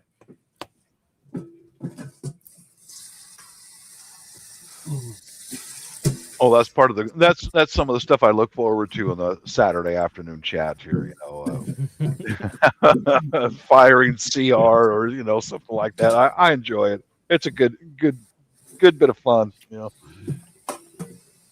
We've had portable AC unit for 3 years now. It was only £100, and we use it in the living room. It's brilliant. There you go. All right. Win-win. I'm looking at the there's a £500 unit here, which is the proper where you mount the fan system on the outside and the proper unit. That'd be perfect for the off-grid container. 479. Yeah, we call that here central air conditioning, and my neighbors behind us, they're Bangladesh, they had that installed in their house, and man, the technician who installed that, he did it very quickly. I was impressed. He had it all installed in a couple of days, and he's done. Oh, you're talking those mini splits. You only have to drill like 2 holes in the house, and you put the output unit inside, and the base unit just sits outside and plugs in or whatever it is. Yeah, they're pretty quick to put in. Yeah, it has to be something like that, Mark. I've not been in their house, but I've seen it when the unit was outside in the back of their house. It was like beautiful, done in just a couple of days. Like this. So you've got the that goes on the outside. Yeah. Yep. And that goes outside. You drill a hole in the side of the house, wherever, seal it up, and your inside unit just hangs on the wall. Yeah, we have that overseas for the living room. Yeah. They've been overseas everywhere. They just got to America. I mean, they've been in America for a while, but they only started to catch on recently. Yeah. Yep. The unit that my neighbor had installed is a larger one. It's set on a little small concrete pad. Okay. That's what I got. I got a Bosch unit. Okay. It's a heat pump. So around here, everybody's like, "Oh, heat pumps don't work well in cold climate." Well, most of them don't. Mine does, because mine will be a heat pump down to 5 degrees Fahrenheit, and then if it can't keep up, it just reverts to the auxiliary my gas furnace. And that thing it kicked on once, twice when we had that really bad cold snap here last month, and the year before never turned on. And I think maybe one time in the last 7 years it actually the furnace kicked on because it couldn't keep up. Oh, okay. And it's efficient as hell. It's made by Bosch, and these things last. They test. I know the guy that worked for him, and he said when they tested this unit, they tested it at the Jersey Shore, all the beach fronts where it's salt water, salty air, lots of mist, lots of salt. The coils never rotted out because they got a special coating on them. Right on. And I'm like, nope, I'll take it. And if I move, it might go with me. I might just have them come tear it out and bring it to my other place and put it in. I can't blame you for that. Yeah, the problem with an air conditioner is it works well up to a certain temperature. Over a certain temperature, it will not work at all. So, or not that well. Hey, Shadow, can you email Diorsi a link? Yeah, I usually do it on his Instagram. Oh, it's on your Instagram. Well, see, he's listening. Check your Instagram, Diors.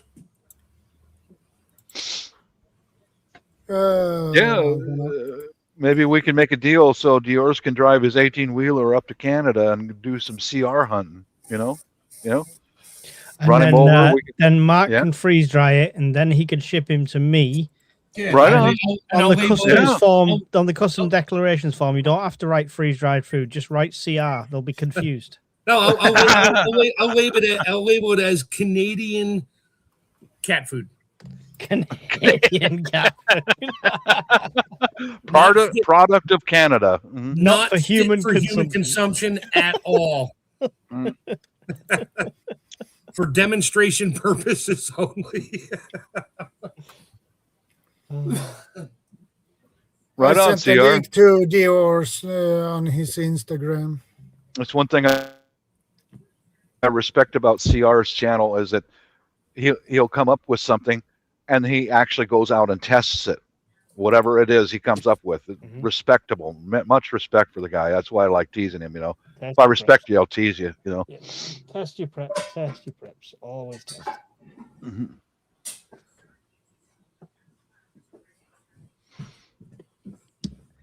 I've got to figure out how to put together a 200-mile get-home bag into a small backpack this big.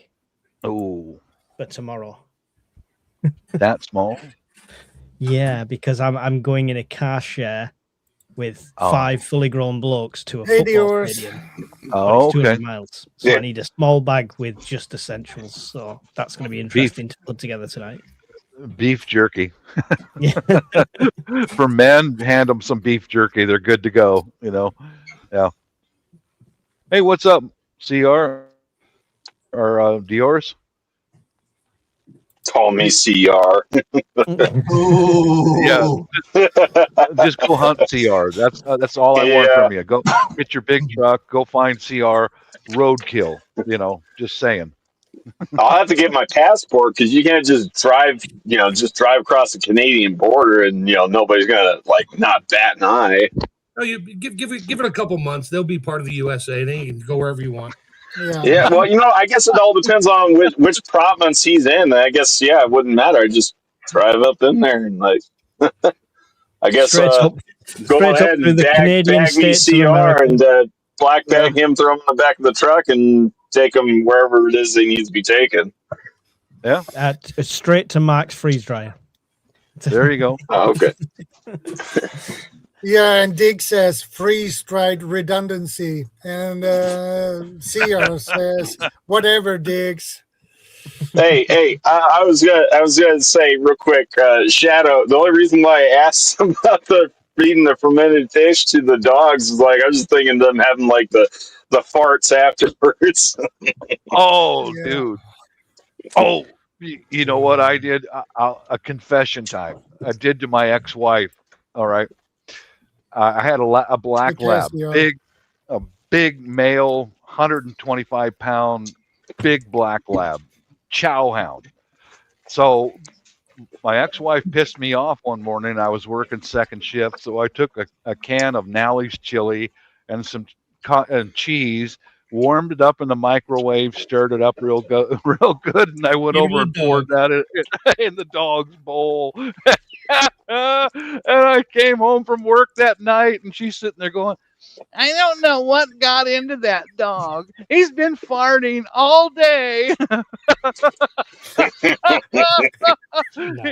Yeah, he got some beans. He got beans and cheese. Oh, baby, it worked. Oh.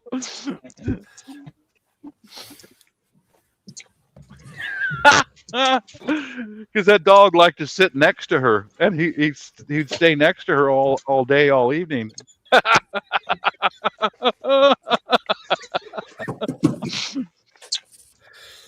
Probably my dog used to do that. It was so bad. The dog farts, his nose comes up, he takes a whiff, and he gets up and walks away. He would do that to us. We were watching TV in the porch, and he was between us and the rest of the house.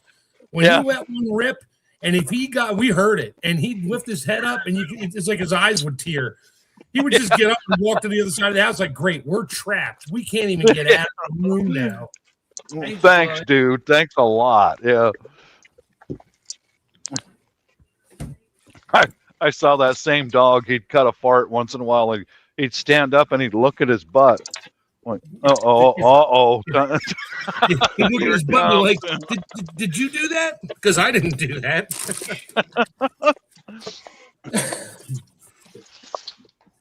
But you remember that if your wife upsets you, give the dog a bunch of refried beans or something like that. Then go to work, get out of the house. Yeah, some cheese. Maybe add a little onion to it or something. For a couple of days either. Listen, you don't need the dog. The dogs are redundant in this. Just eat MREs for 3 days. Okay? Oh yeah, that's my ex missus when she was pregnant. We're both on the couch, got a blanket over both of us, like evening sort of watching a movie sort of thing. And I farted at one end of the blanket. It shot through the blanket and hit her in the face, and she had to run and vomit because she was heavily pregnant. I was half concerned and half really proud at the same time. I thought you were going to tell me you pulled the blanket over her head and touched up. I didn't need to. You saw the hit of the face go. Oh, she probably got on her feet in 0.5 seconds. Yeah, record time, definitely. But yep. Yeah, that was fun.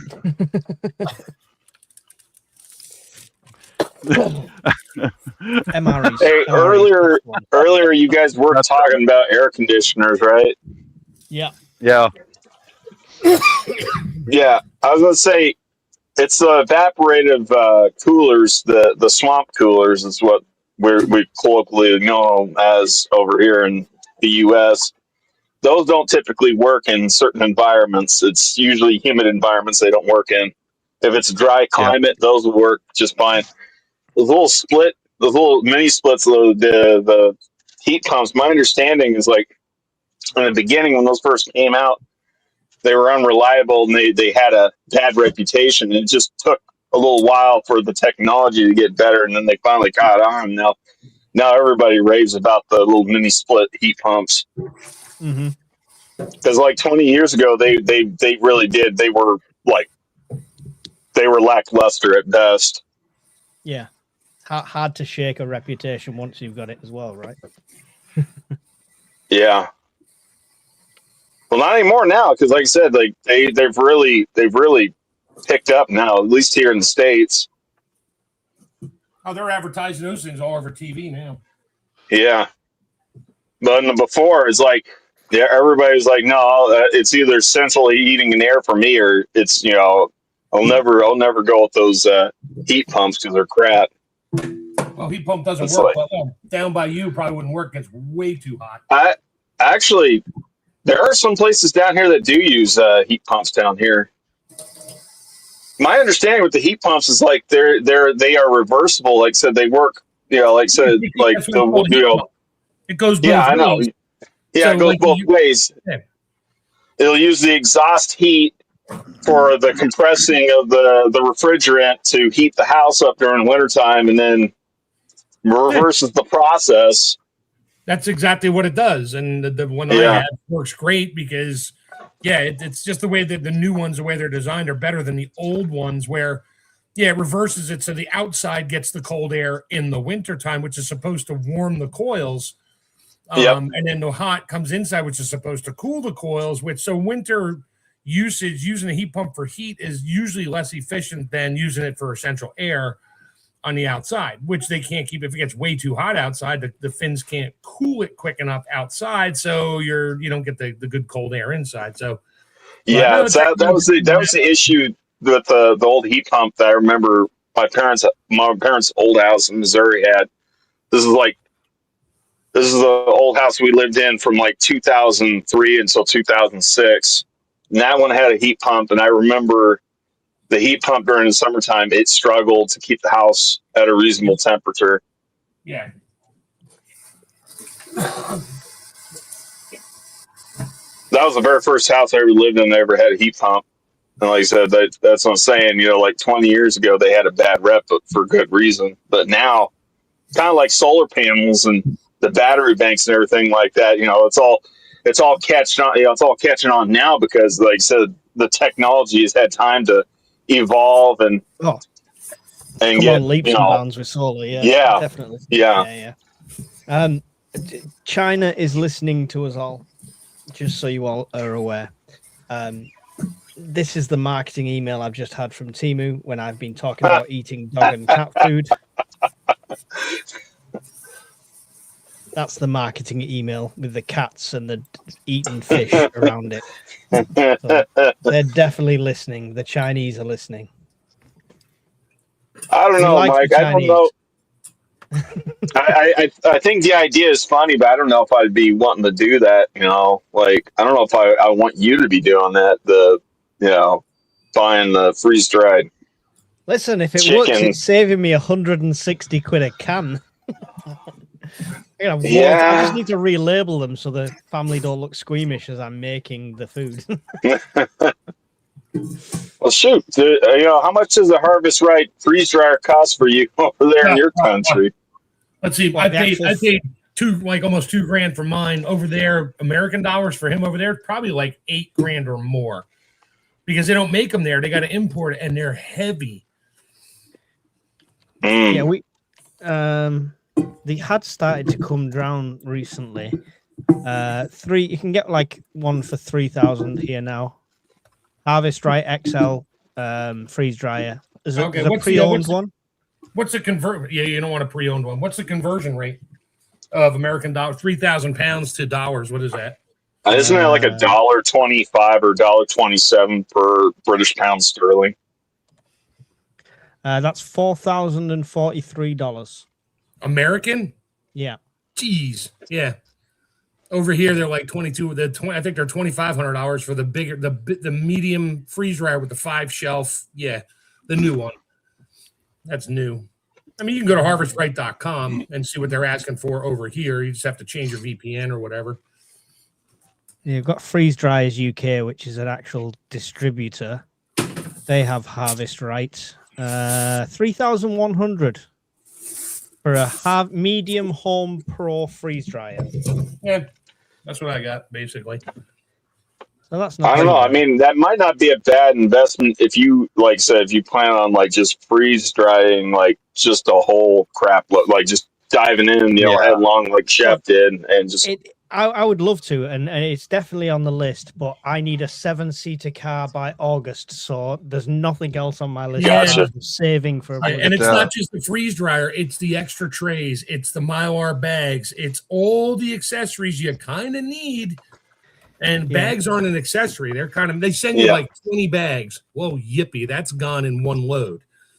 Includes stainless steel trays, includes durable easy clean trays. Yeah, four tray. It comes with the trays. You can buy the plastic snap-on lids, which I did. You can buy the roll out. This is what's included: medium freeze dryer, industrial vacuum pump oil filter, stainless steel trays, set of 5. Guide to freeze drying. Oh boy. Mylar bags 50 and oxygen absorbers 50. Yeah, that's it. Impulse sealer. Yeah, that's what mine was.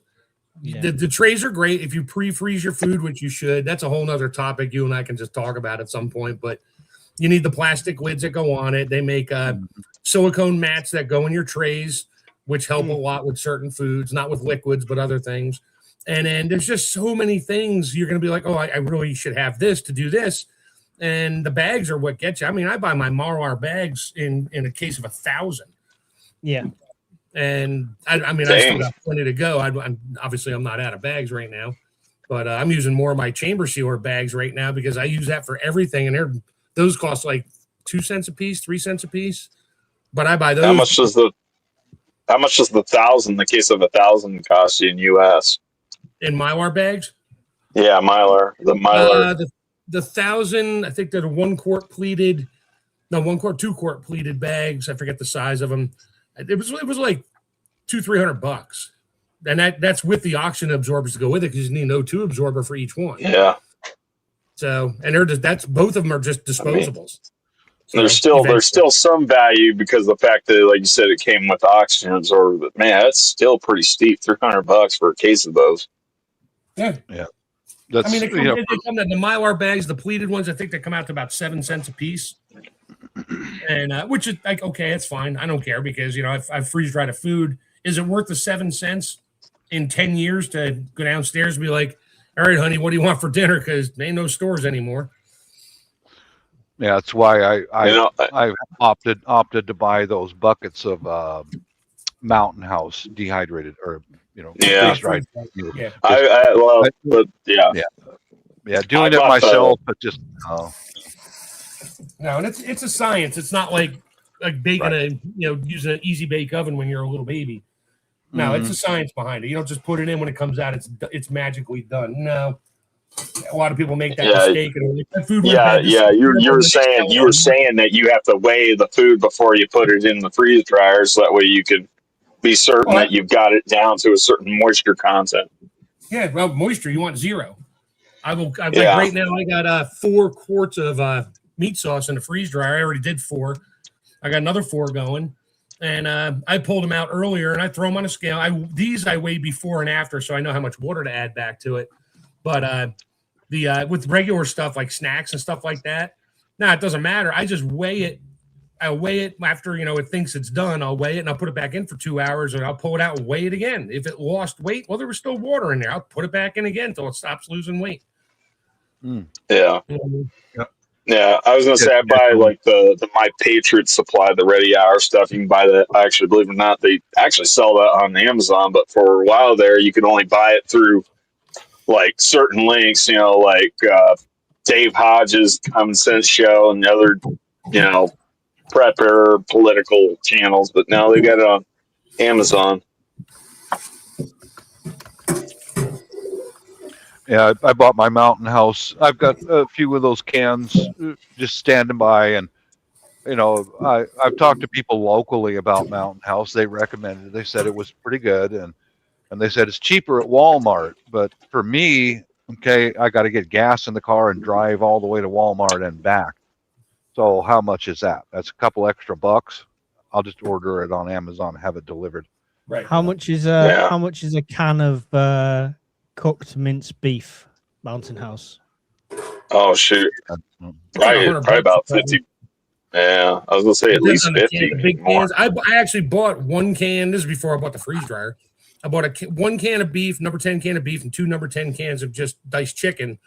And I think the 3 of those cans together came out to like $260. And I did that like 7-8 years ago. And they're just sitting on a shelf down there. I'm like, okay, whatever, I got it. Now I just do my own chicken. I bought some of the number 10 cans of the Mountain House freeze dried chili mac, and I think some lasagna. And this was like either right before COVID started or right after COVID. And like I said, it was over like $30 a can for those number 10 cans of freeze dried. Oh yeah, I think you even got some like chicken stew as well.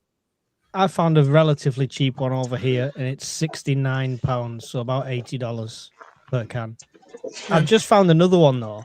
Freeze-dried emergency food kit, 9 meals, 4-year shelf life. 4? What kind of freeze-dry has a 4-year shelf life?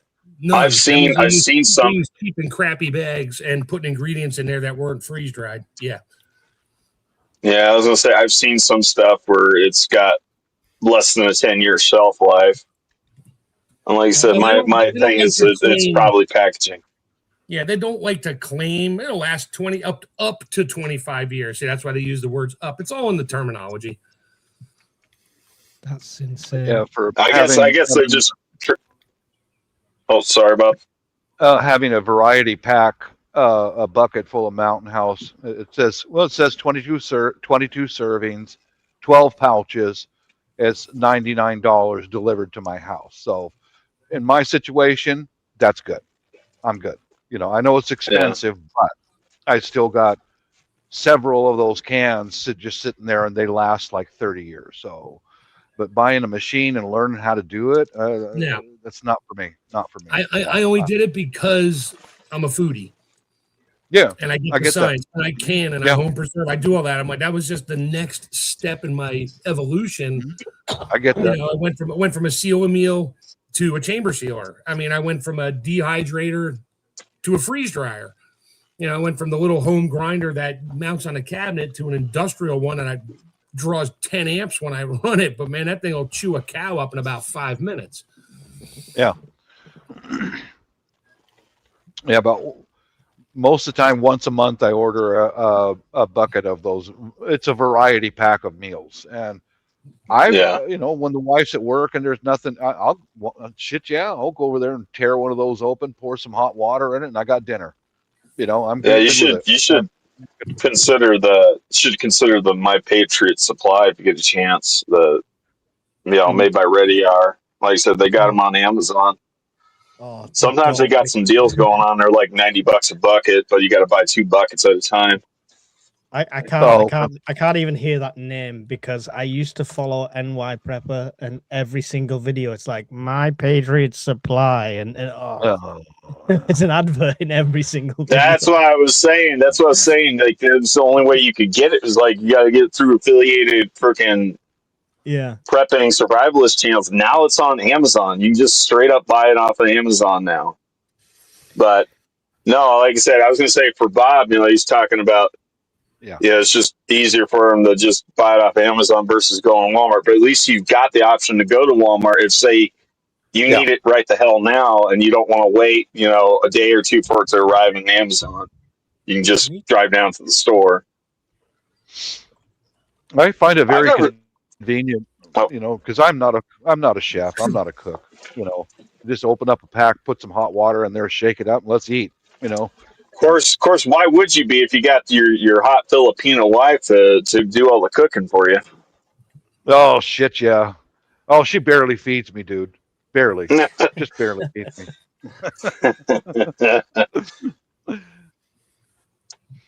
Oh, I sent her to Greenland, by the way. Yeah, she okay.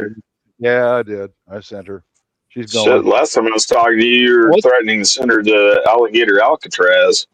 No, dude, it's a deal breaker. No breakfast again today. Gone. Out you go. Soon as she wakes up, I'm gonna put her on a boat. Get the hell out of here. She's a foodie, but she's still petite, God damn, man. Just packs that refrigerator full of food, I don't see how she does it. She eats so damn much. Well, she takes these big lunches to work with her, bags of lunches. And most of her staff are Vietnamese and Filipino and on foreign, Indians, and they all put everything out on a table and they all share. That's they all share food, which is really pretty cool. But still skinny as a wafer, man. I want to share something here with you guys. If I can find the right share screen. It's about freeze dryers, by the way. Mm-hmm. It's a Swedish website. Take a look at this. This is a freeze dryer. That's literally the harvest rate. I mean, I'm looking at it. That's the same. Yeah, that cost here, the cheapest one cost 51,992 in my currency. What's that in American, in US? I think a little bit over $5,000. Jeez, even that's expensive. Yeah. I thought it was like for every 100 Swedish crowns. I thought that was like roughly about $1 US. I don't know. Maybe I'm wrong. CR's not here. He's our math Asian. He can figure that shit out in his head, So sure, I can get a freeze dryer. Yeah, where are you going to put it? Where are you going to store everything? That's it. And it's not just storing the food. It's the pre-food that you're going to freeze dry. It's the after food where you're going to stack it up, and it's all the supplies you need. You got to keep that. And that thing doesn't run like the meat sauce I'm running right now. 46 hours the last batch took. So I think it runs for 46 hours. Dang. That's a week. Yeah, I used to work 40-hour weeks. Oh wow. That's a lot. Wow. Yeah, that's why freeze-dried food's expensive, dude. It's not like they put it in a magic box and it comes out freeze-dried and they throw it in a cheap bag and send it out. It shit takes, and even a commercial brand of stuff, it still takes time. Yeah. Imagine for me. Well, I'm just thinking of the in the apartment for a spiral staircase. Oh yeah. Without elevator, that would be a nightmare. No, you ain't getting it up. Mine weighs like 250 pounds. Oh. Dang. 200 pounds or 200 pounds. I mean, I got it up on the table. It's on a stainless table downstairs in my basement, but it's finished. And and the other thing with freeze drying stuff, I mean, I love it in the house here, especially in the winter time, early spring and late fall, because my house is exceptionally dry. My humidity in my house never gets much above 30%, but in the dead of summer, if it gets warm, really hot and humid outside, I can tell because when I fire it up and start running it, I'll get so much condensation on the front plexiglass window. It just makes a huge puddle on the floor. So I'm like, that means when that food comes out, I got to be really fast in packing it up because as soon as it comes out, it is absorbing moisture right out of the air, period. Wow. I left an apple slice. One fell out and it was sitting on the table down there for like a week. I went down there a week later and I was moving stuff around and it was moldy. It absorbed enough water and started to grow mold. I'm like, okay, I get it. So many considerations. Wow. Oh my God, yeah, it's a science. It's not like a fire and forget. But they don't tell you that on all these freeze-dry channels. They're like, oh, do this and make Skittles and blah, blah, blah, and it'll last forever. And buy this, buy that, and it's garbage. Well, the other thing I'm thinking about too is like you said that was your meat sauce was in there for over 46 hours. I'm just thinking of the current draw, your electric meter.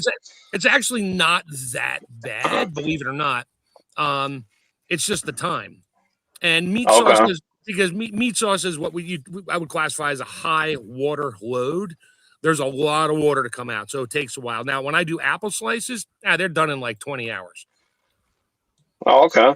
There's not as much water, and you still get the ice buildup in the tank. You have to drain that and thaw it out and let it drain into a bucket and clean things and all that. And then other things I do, I've done drier stuff, which only took like 16 hours to finish. I was like, hell yeah, okay. But it was a very dry meal I made, a stew or something like that. Didn't have a lot of moisture in it. Or noodles. If I do rice, I freeze dry rice, make my own minute rice. That literally takes like 12 hours. It's done. I've been on a little exploring mission. I've found freeze-dried macaroni and cheese, 25-year tin from Fool Your Preparation for £52. So it's still expensive considering that serves 10 apparently. Yeah, it's got 10 servings, 10 4-ounce or whatever, 200-gram servings or like something. Yeah, £5 odd a meal. So it's expensive, but I don't know, maybe one can a month that'd soon build up. Yeah, don't get all the same thing. You're going to get sick of it after a while. Yeah, you'll eat it to survive. Yeah, probably. You're going to get food fatigue real quick. I guess look at it this way, now. he'll be the only one eating macaroni and cheese, 25 years into the event. That's it. As long as you can with, find with a side water of to deer, dehydrate with a with. side of venison meat, Yeah, I do roast beef. I sous vide the roast beef, make it medium rare, cool it down, slice it up, throw it in the freeze dryer. When it comes out, they're like little styrofoam. It looks like meat, but feels like styrofoam. There's no water. Literally, I just dip it into warm water or cold water. It just rehydrates like instantly because I slice it thin. And I did that on Gil's channel one night way back. We talked about freeze drying. I had my camera going, and I had my wife grab me a boiled water quick in the microwave and just brought it down. And yeah, I just took the meat and dipped it in there, and you could hear it sizzle. It's really cool. But stuff like that's right. The meats, they dehydrate fast. And it's the high water load stuff. Like if I do soup, I've done soup. I'll put in chicken vegetable soup in the freeze dryer. I'll pre-freeze it, put it in there, and that takes a long time because there's a lot of water coming out. Yeah. If it weighed 1,000 grams, the meat sauce weighed 1,000 grams when I started. Yes, I do it in grams. Weighed 1,000 grams for about a quart. When I started, when it comes out, it only weighs like 140 grams. That's how much water I got to put back in there to make meat sauce. Dang.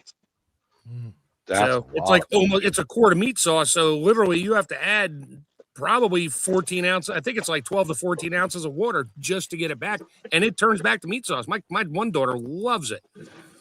That's what I'm making it for her right now. She'll get like 8 or 10 quarts of meat sauce, Mylar bags, and she'll just rip a bag open, throw it in a pot, add the hot water to it, just bring it to a simmer on the stove, and put it over pasta. She's good. I just need to emigrate, don't I? That's what we're saying. I just need to emigrate. Yeah, that's right. Yeah, we need to form the Protexans. Remember, we're supposed to form the Protexans survival group. And then over here, you could buy a knife bigger than a fingernail. I can buy stuff. I just can't take it outside or show anyone. Yeah. Hey, Chef, have you tried freeze drying any peanut butter? You can. It's actually funny. My wife buys powdered peanut butter, and I looked into it. I bought the powdered peanut butter. Yeah, it's actually pretty good. I'm like, it's not worth me freeze drying it. The peanut butter itself is more expensive, and there's too many other things in it. This is just peanuts. Even the oil, they drain some of that out, so it's a low-fat peanut butter, freeze dried. It's just powder. And now I might refreeze dry the powder itself to make sure there's no moisture in it to make it last longer. But it's cheaper to buy that stuff than it is anything else because they do that in huge volumes. I mean, tons. Yeah. I'd have to do it in three Skippy jars at a time, which is a pain in the ass. Here you go. I presented this. This is from Amazon. It's called a Ken Onion Work Sharp. That's for Mike because he was sharpening an axe head. That might be something for you to look into to sharpen your knives or your axes because it's what it is. It's a tabletop belt sander. Yeah. And it's very accurate because you can change the angle that you're grinding it at, and the speed, all that. I bought one of those a few years ago, and I warned my wife after I sharpened her kitchen knives. They're like a razor, hon, but it comes with a pack of, you can see in front of the tool, those are the belts. Different colors or different grits, yeah. Right, different grits. And it's if you're willing to spend $100, Mike, that thing is worth its weight. Did you do the slice the paper test with your blades, oh, yes. Bob? Oh yeah. I got out a receipt from the supermarket, and it will pierce right through a receipt without any effort. It just goes right through it and cuts. That brand is not on our Amazon. Oh, okay. Yeah, you got to immigrate, Mike. You got to come here. I'll have to look. Yeah. To be honest, I genuinely quite like sharpening stones. I find it quite therapeutic to have. Yeah, that's what I got. I got a big pry stone. Yeah. Yep. Yeah. But like that little knife I showed, that little boot dagger. I can buy the replacement belts in this country, Bob, just not the machine.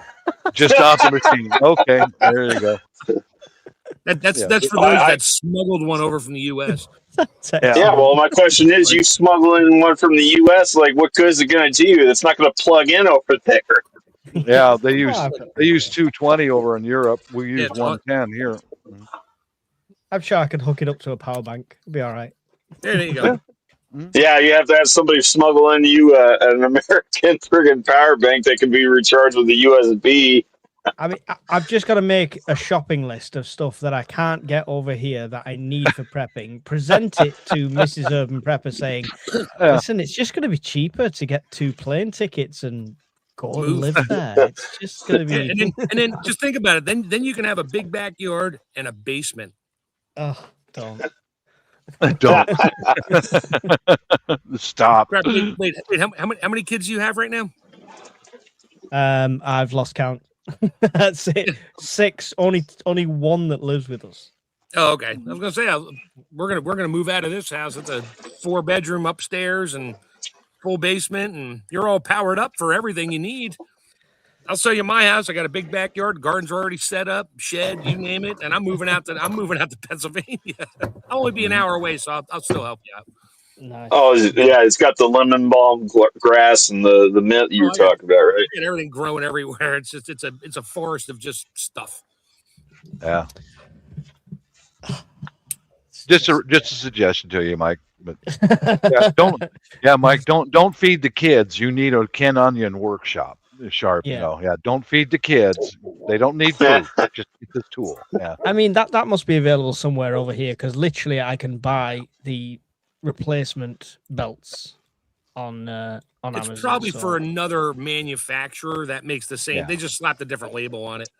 Exactly, Mark. You just have to search belt sander knife sharpener type of thing, and it'll probably be the same thing with a different name on it. They just use the belts because they can't make their own belts. They just buy the belts and ship them in by the pallet load.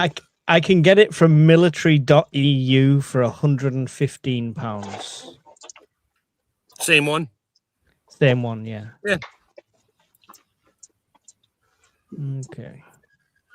Yeah, Pete 619 said Machine Mart sells a sander like that. Not sure if it's a knife sander with the different grit belts that go down to like hone, because I'm sure one of those belts, Bob, was like 2,000 grit.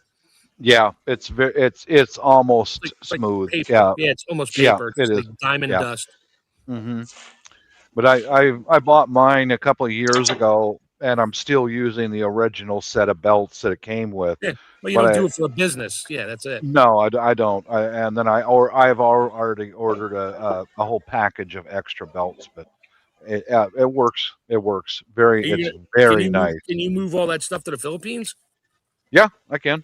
Okay. But I've got a power converter over there right now, so I can bring things from here, plug it into the inverter, and plug it into the wall. I've already thought that out. So. Oh, okay. How many volts do they have in Philippines then? Yeah, that's what I was going to ask. 220 volts. Yeah. Okay. Huh. 50 but hertz. I don't know about the hertz and all that stuff, but the outlets are the same as ours. I know in the UK it's 2 round pegs, but in Philippines it's got a ground and two flat, whatever you want to call them. No, UK you know is 3. UK is the 3. 3. Oh, I'm sorry, Mark. You got the ground. Got to have a ground.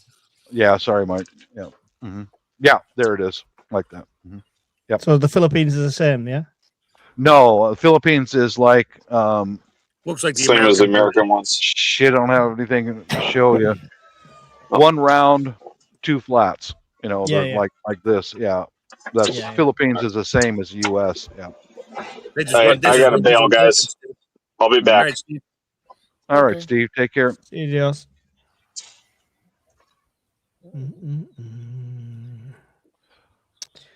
Yeah, I've got a converter sitting over there, sitting underneath my sink in my kitchen sink over there, so I can just plug in anything. Anything I can get an equivalent one that you were on about, Mark, where it's like a different brand but the same tool. £289.95 at my local hardware store. Jeez. Oh, for a belt sander knife sharpener? Ugh. Yeah.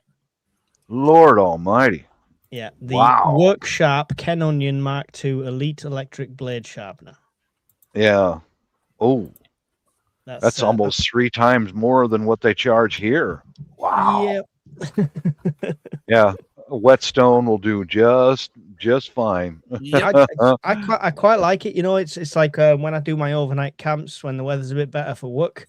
If I've got something like that, I can just sit there on an evening out in the in the field with a fire going, sharpening a knife. It's therapeutic for me. Yeah. I'm gonna get a couple of stones and a puck, I think. Yeah, I use the flat stones, the India stones, but I still use the India stones and the Arkansas stones for this Mora knife. Those Swedes, the steel that the Swedes use for these Mora knives is fantastic, man. It is. I have used this knife more than any other knife I have ever owned in my life, and it's just a little wood carver Mora. You know, you Swedes make good steel, man. The Swedes and the Japanese. Yep. And when anybody asks me for the first knife, I say Mora. And if your Mora get dull and you sharpen it up, they get razor sharp. They do. Yep. Yeah. Anybody ask me for like what should I get as a camp knife or a campcraft knife as a first knife, rather than going spending £200-400, go and spend less than £10-12 on a Mora knife, a very basic one, and it will do the job and it'll do it well. Yes, it will. And they resharpen with just a few swipes. But my India stones, I use water on mine. Do you strop yours afterwards? No, I don't. No. Some people go that far, but I don't care. You know, I only stroke my. I have German carbon steel knives that will go rusty if you let them sit too long. You got to keep them oiled. But those I'll stroke because that'll leave a nice smooth finish on it. But you use one of those knives on like 10 pounds of chicken when you're done, it's about dull. Because just because of the steel itself, it starts to it oxidizes so fast at that thin spot. You're always you eventually wear them out down to you turn a 12-inch chef knife into a 6-inch boning knife after a while. There's nothing left of it. Yeah. Well, fellas, I'm gonna bounce out of here and get something to eat since my wife didn't feed me this morning. I'm nearly starved to death. Yeah. Shocking. Should have got the Russian one. Oh, I tell you, Bob, just wait till Monday, Bob. You'll be fed. Okay, I'll get something to eat on Monday. It's quite a long wait, but yeah, my wife always says no exchanges, no returns. You're stuck with me. So shit. Bob, that bench, the knife sharpener, you have workshop or what the name was on it? Workshop. Yeah, I have one. Mm-hmm. Yeah, you can get one. I can share this before you go, Bob, so you can see. Share screen.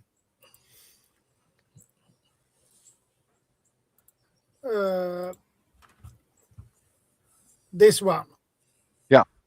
Yep. Is a workshop that Mark 2 edition. That's pretty much the same one. Yeah. That's the one I've got for here for £300 nearly. Yeah. Here it cost 2,199 in my currency. What's that? That would be in dollars. It would be around $200, give or take. So that's still a lot cheaper than what I can get. Yeah. So this one looks really nice. Yeah. That's pretty much the same one that Bob showed. Same one. Yeah, pretty much. Yeah. Yep. I do like it because you can set the angles at it, and the instructions come on the box, for kitchen knives, for utility knives, for axe heads or whatever. Outdoor knives. 15 or 20 degrees of the two standard angles. Yeah. Yeah. Just a suggestion, All right. Yeah, I'm going to bounce out of here. I think it's a fair price anyway. So. Yeah. My wife's got a very, very good set of kitchen knives we bought at a senior citizens home. You know how when people die, they take their possessions, they can sell it off to whatever. And we got a whole set of Japanese-made kitchen knives. Wow. For $5 in the wooden block. Yeah. And as soon as I pulled that out and it said like chrome vanadium or whatever it is made in Japan, I went, mine. We still have those in the kitchen right now. And man, when I get those things sharp, I warn her. I say, I just sharpened your knives, baby. Be careful. So yeah. $5. You think I'm going to walk away from that? No, you don't. Well, what did I say? A dull knife is your worst enemy. Yes, because you're going to push harder, and when you flip, you're taking fingers with it. Yep. All right. Peace out, you guys. Take care. Cheers, Bob. See you later. Take care. Bye, Bob.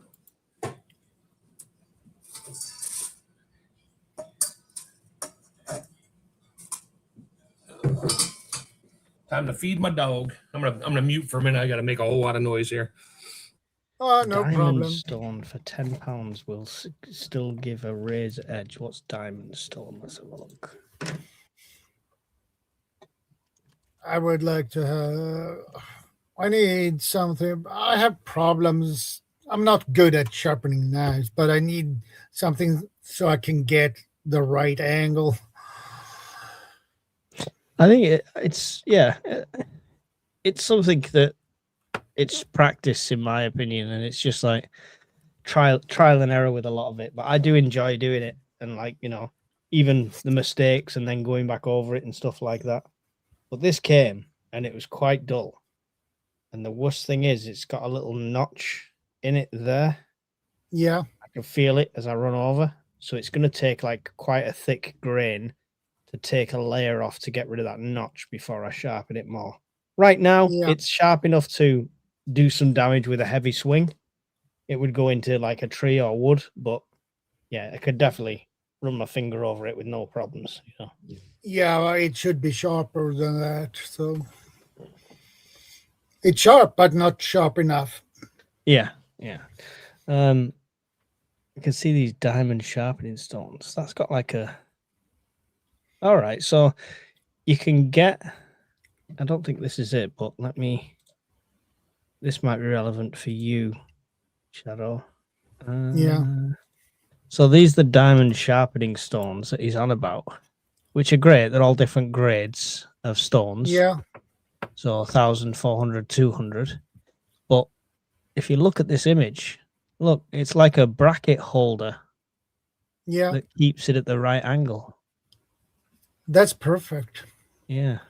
How much does that one cost? The stones are 13. I don't know if the bracket comes with it. I don't know how you'd find that, but I think it should come with it.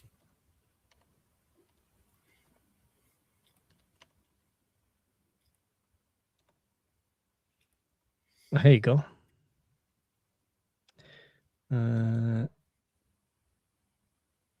Oh, that's like a little spirit level one.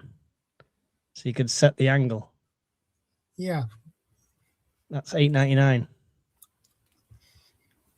That's a good price, actually. Yeah. There's all different ones. That's cool. That's more like the one that was on there. Still £8.10. This is the set I was looking at. So you've got 4 grades of the stone. Yeah. As you flip them over, it's got the base, so it's anti-slip, and that is the angle thing there. Yeah. Well, and you get the leather strap as well. That's awesome. That's for 40 quid, so that's really good. I think that's the one I put in my wish. 40 pounds for that. That is a pretty good, decent price for it. Yeah, where's my wish list? Is that the one I put in? Yes, look, there you go. Yeah. That's the one I put. I found it for $32.99. So I always look for the cheaper one, but there's all the stuff you need on it. And that is on Amazon, right?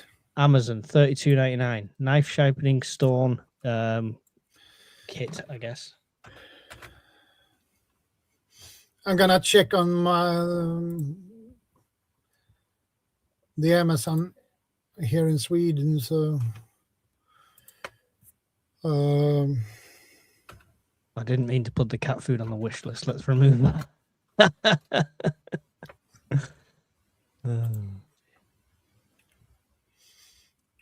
Cool. I'm gonna see if I can find the same thing.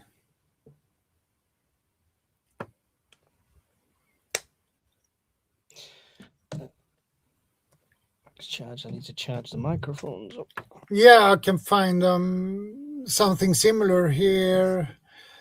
They sell Shansu sharpening stone, but it's you need to use the water for it. Yeah, it's a whetstone. Yeah. Yeah, it's a whetstone. You could also use a bit of oil on them as well. I found that the one you showed with a leather strap. Yeah. I found that the same on the Swedish Amazon as well. Yeah. That cost 400. It's about $399.99. So it's 400. So yeah, the price is correct in comparison to your price. So that's quite accurate, actually. Yeah. Gil, you were saying some of them, but you were muted, I think. You're on mute. You're muted, Gil. Grandkids. All right. Okay. That explains everything. Yeah. Yeah. If you put oil on a stone, you can't put water back on it again. It just won't work the same. No, I use mineral oil for mine. Yeah.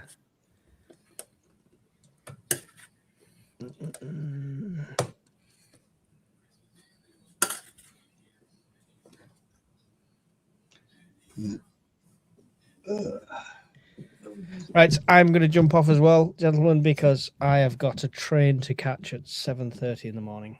So okay, no problem, Mike. I'm going to go and prepare my get home bag, which is going to be fun. Yeah. All right. See y'all later. Cheers, hey, I'm gonna Chef. throw that video. I'm gonna throw that video up on my Silver Survivalist of you eating cat food. Say it's a special guest, and I'll tag Urban Prepper. Yes, you'll appreciate it. Thank you. Anytime. See you later. See you later, Mike. Well, Mark, guess what just came about 20 minutes ago? Your grandkids? Besides them. I had no idea. Your wife? The Mega One. The what? The Mega One. What's that? Oh, the Omega One. Oh, your power supply. Yeah, I didn't. And it's already at 100. It was at 62% because that's how they ship them. Right. Charged. How long? You muted there. It's been about 20 minutes and it's at fully charged. Cool. Yeah, I didn't pull the trigger on it. Kind of didn't come up as a discussion point with my wife the other night, but yeah, it will again soon here shortly. And I'm sure the prices, they'll always have good prices on that. And I do like the charge time on that. Yeah, I mean, it was like that was, like I said, I saw the guy out here to the blinds here, put it in, so I ran out, got it, unboxed it, put it in, and it's charging in the other bathroom in there because I didn't want the noise in here. But yeah, it's already in 20 minutes. It went from 62% to 100%. So yeah, so that'll make a great uninterrupted power supply. Yeah, that's great charge time. Yeah. However, so besides the plug it into the wall, it came with. Yeah, it comes with all the solar plugs and adapters. You can plug it into a power outlet like a cigarette lighter, and this plugs into the power pull port on it, or I can plug this into the power port, and it's got the fittings for solar panels. Yeah, I mean, I love my Jackery, but now I run that thing down to like 20%, bring it home and charge it up. It'll take a good 18, 20 hours to get it back up to 100%. I mean, it only takes, you can see the input's only 140 watts. Yeah. So that's the issue. I mean, 140 watt and trying to bring it back to 1,000 watt hours or whatever's inside there. Plus, yeah. Yeah, that's one of the things I really like about the opus, however you want to pronounce it. It's really quick. But yeah, so the next time I lose the power, it'll be all already set up, plugged in, and I won't even notice, except the overhead light will go off.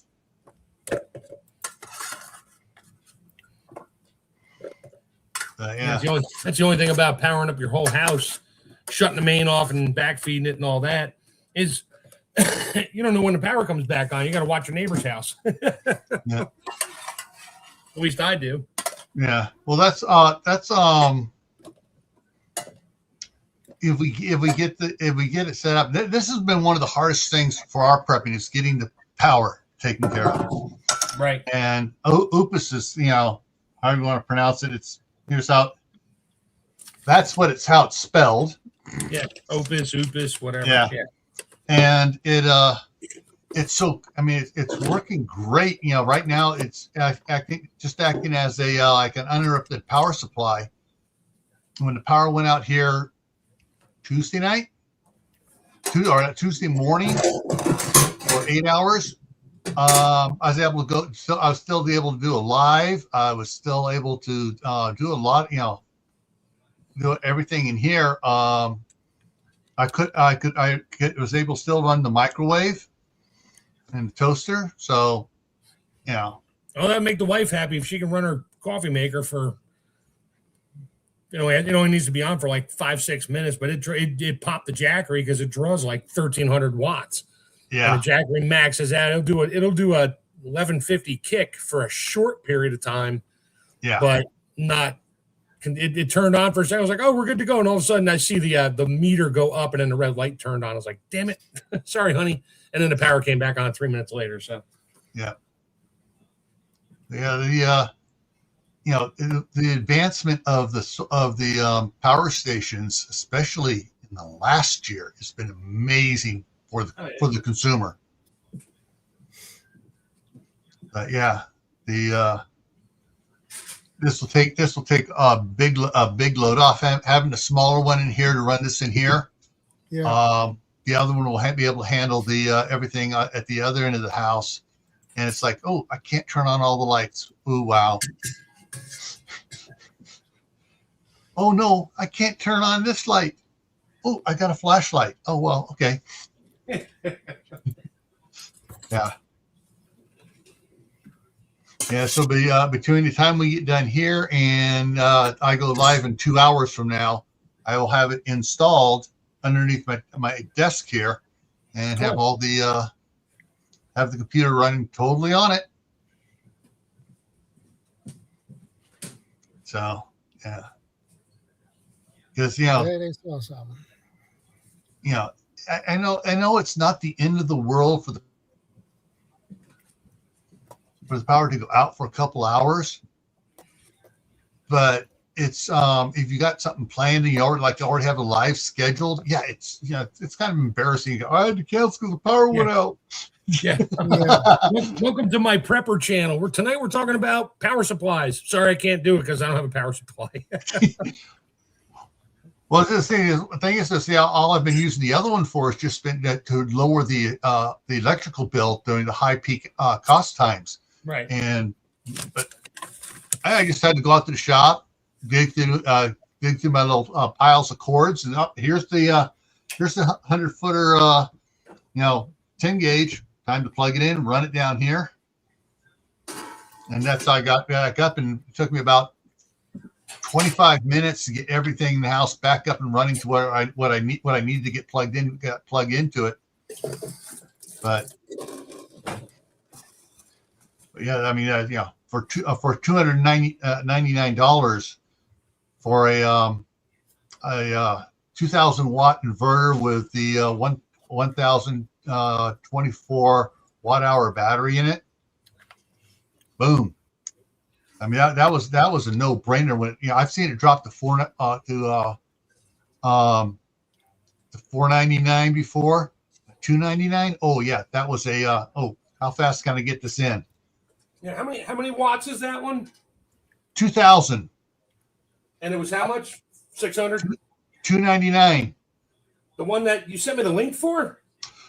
Yeah, that's the one I got. Was the mega one was $299. Now the extra battery was the 686. Gotcha. I'm gonna have to go look back at that again. I don't need approval for $300.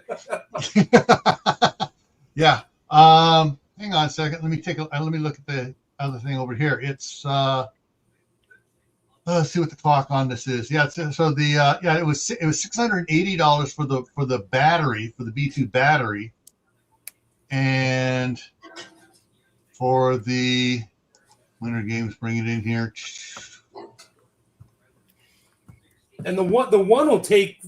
Does it only take a certain battery backup, or can you use it on the 2 also? All right, the B2 battery you can use on the Mega 1, the Mega 2, and the Mega 3. Oh, okay. Yeah. So what we're talking about, folks, is this thing right here. Boom, boom, boom, boom.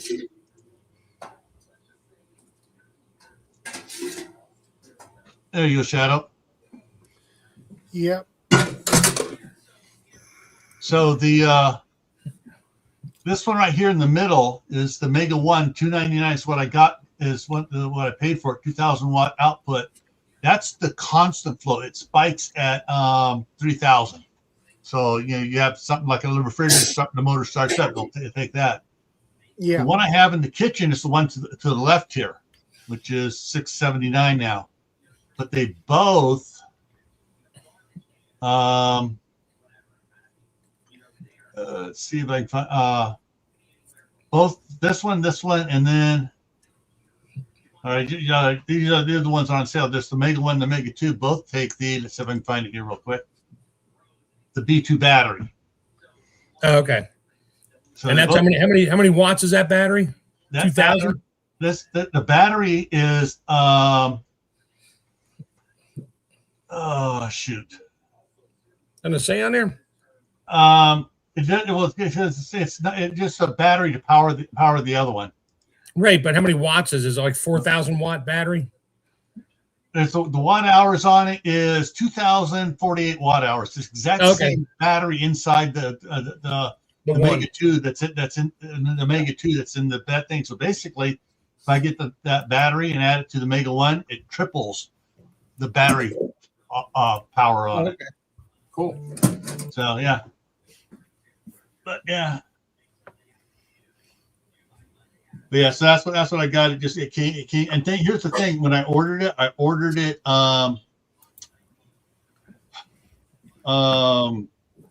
Wednesday. Yeah, Wednesday night, late Wednesday night. So it didn't even ship until Thursday noonish, and they delivered it already. So yeah. That's fast. Oh yeah, I originally said it would come on Sunday, and I heard the guy. What? I don't have anything coming but that. So went out there, grabbed it. Yeah, it's it, and it's already charged up. And so hang on a second here. Now that it's charged up, let me bring it in here. Oh, hurry up, Gil! It's 6 o'clock, or 4 hours into the stream. Yeah. After Gil showed that, we'll bail. Wrap things up.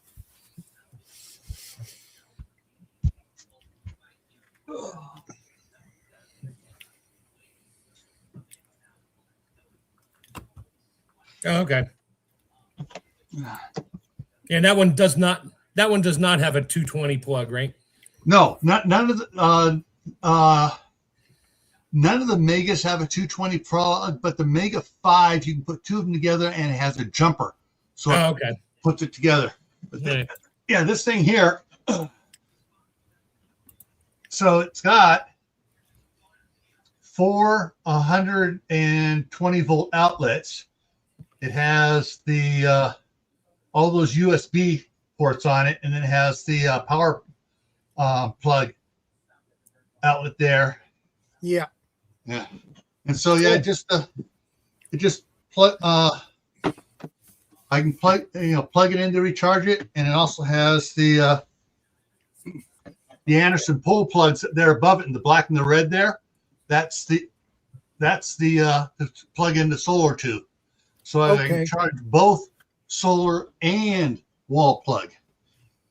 That's all. Well, that's awesome. Yeah. Cool.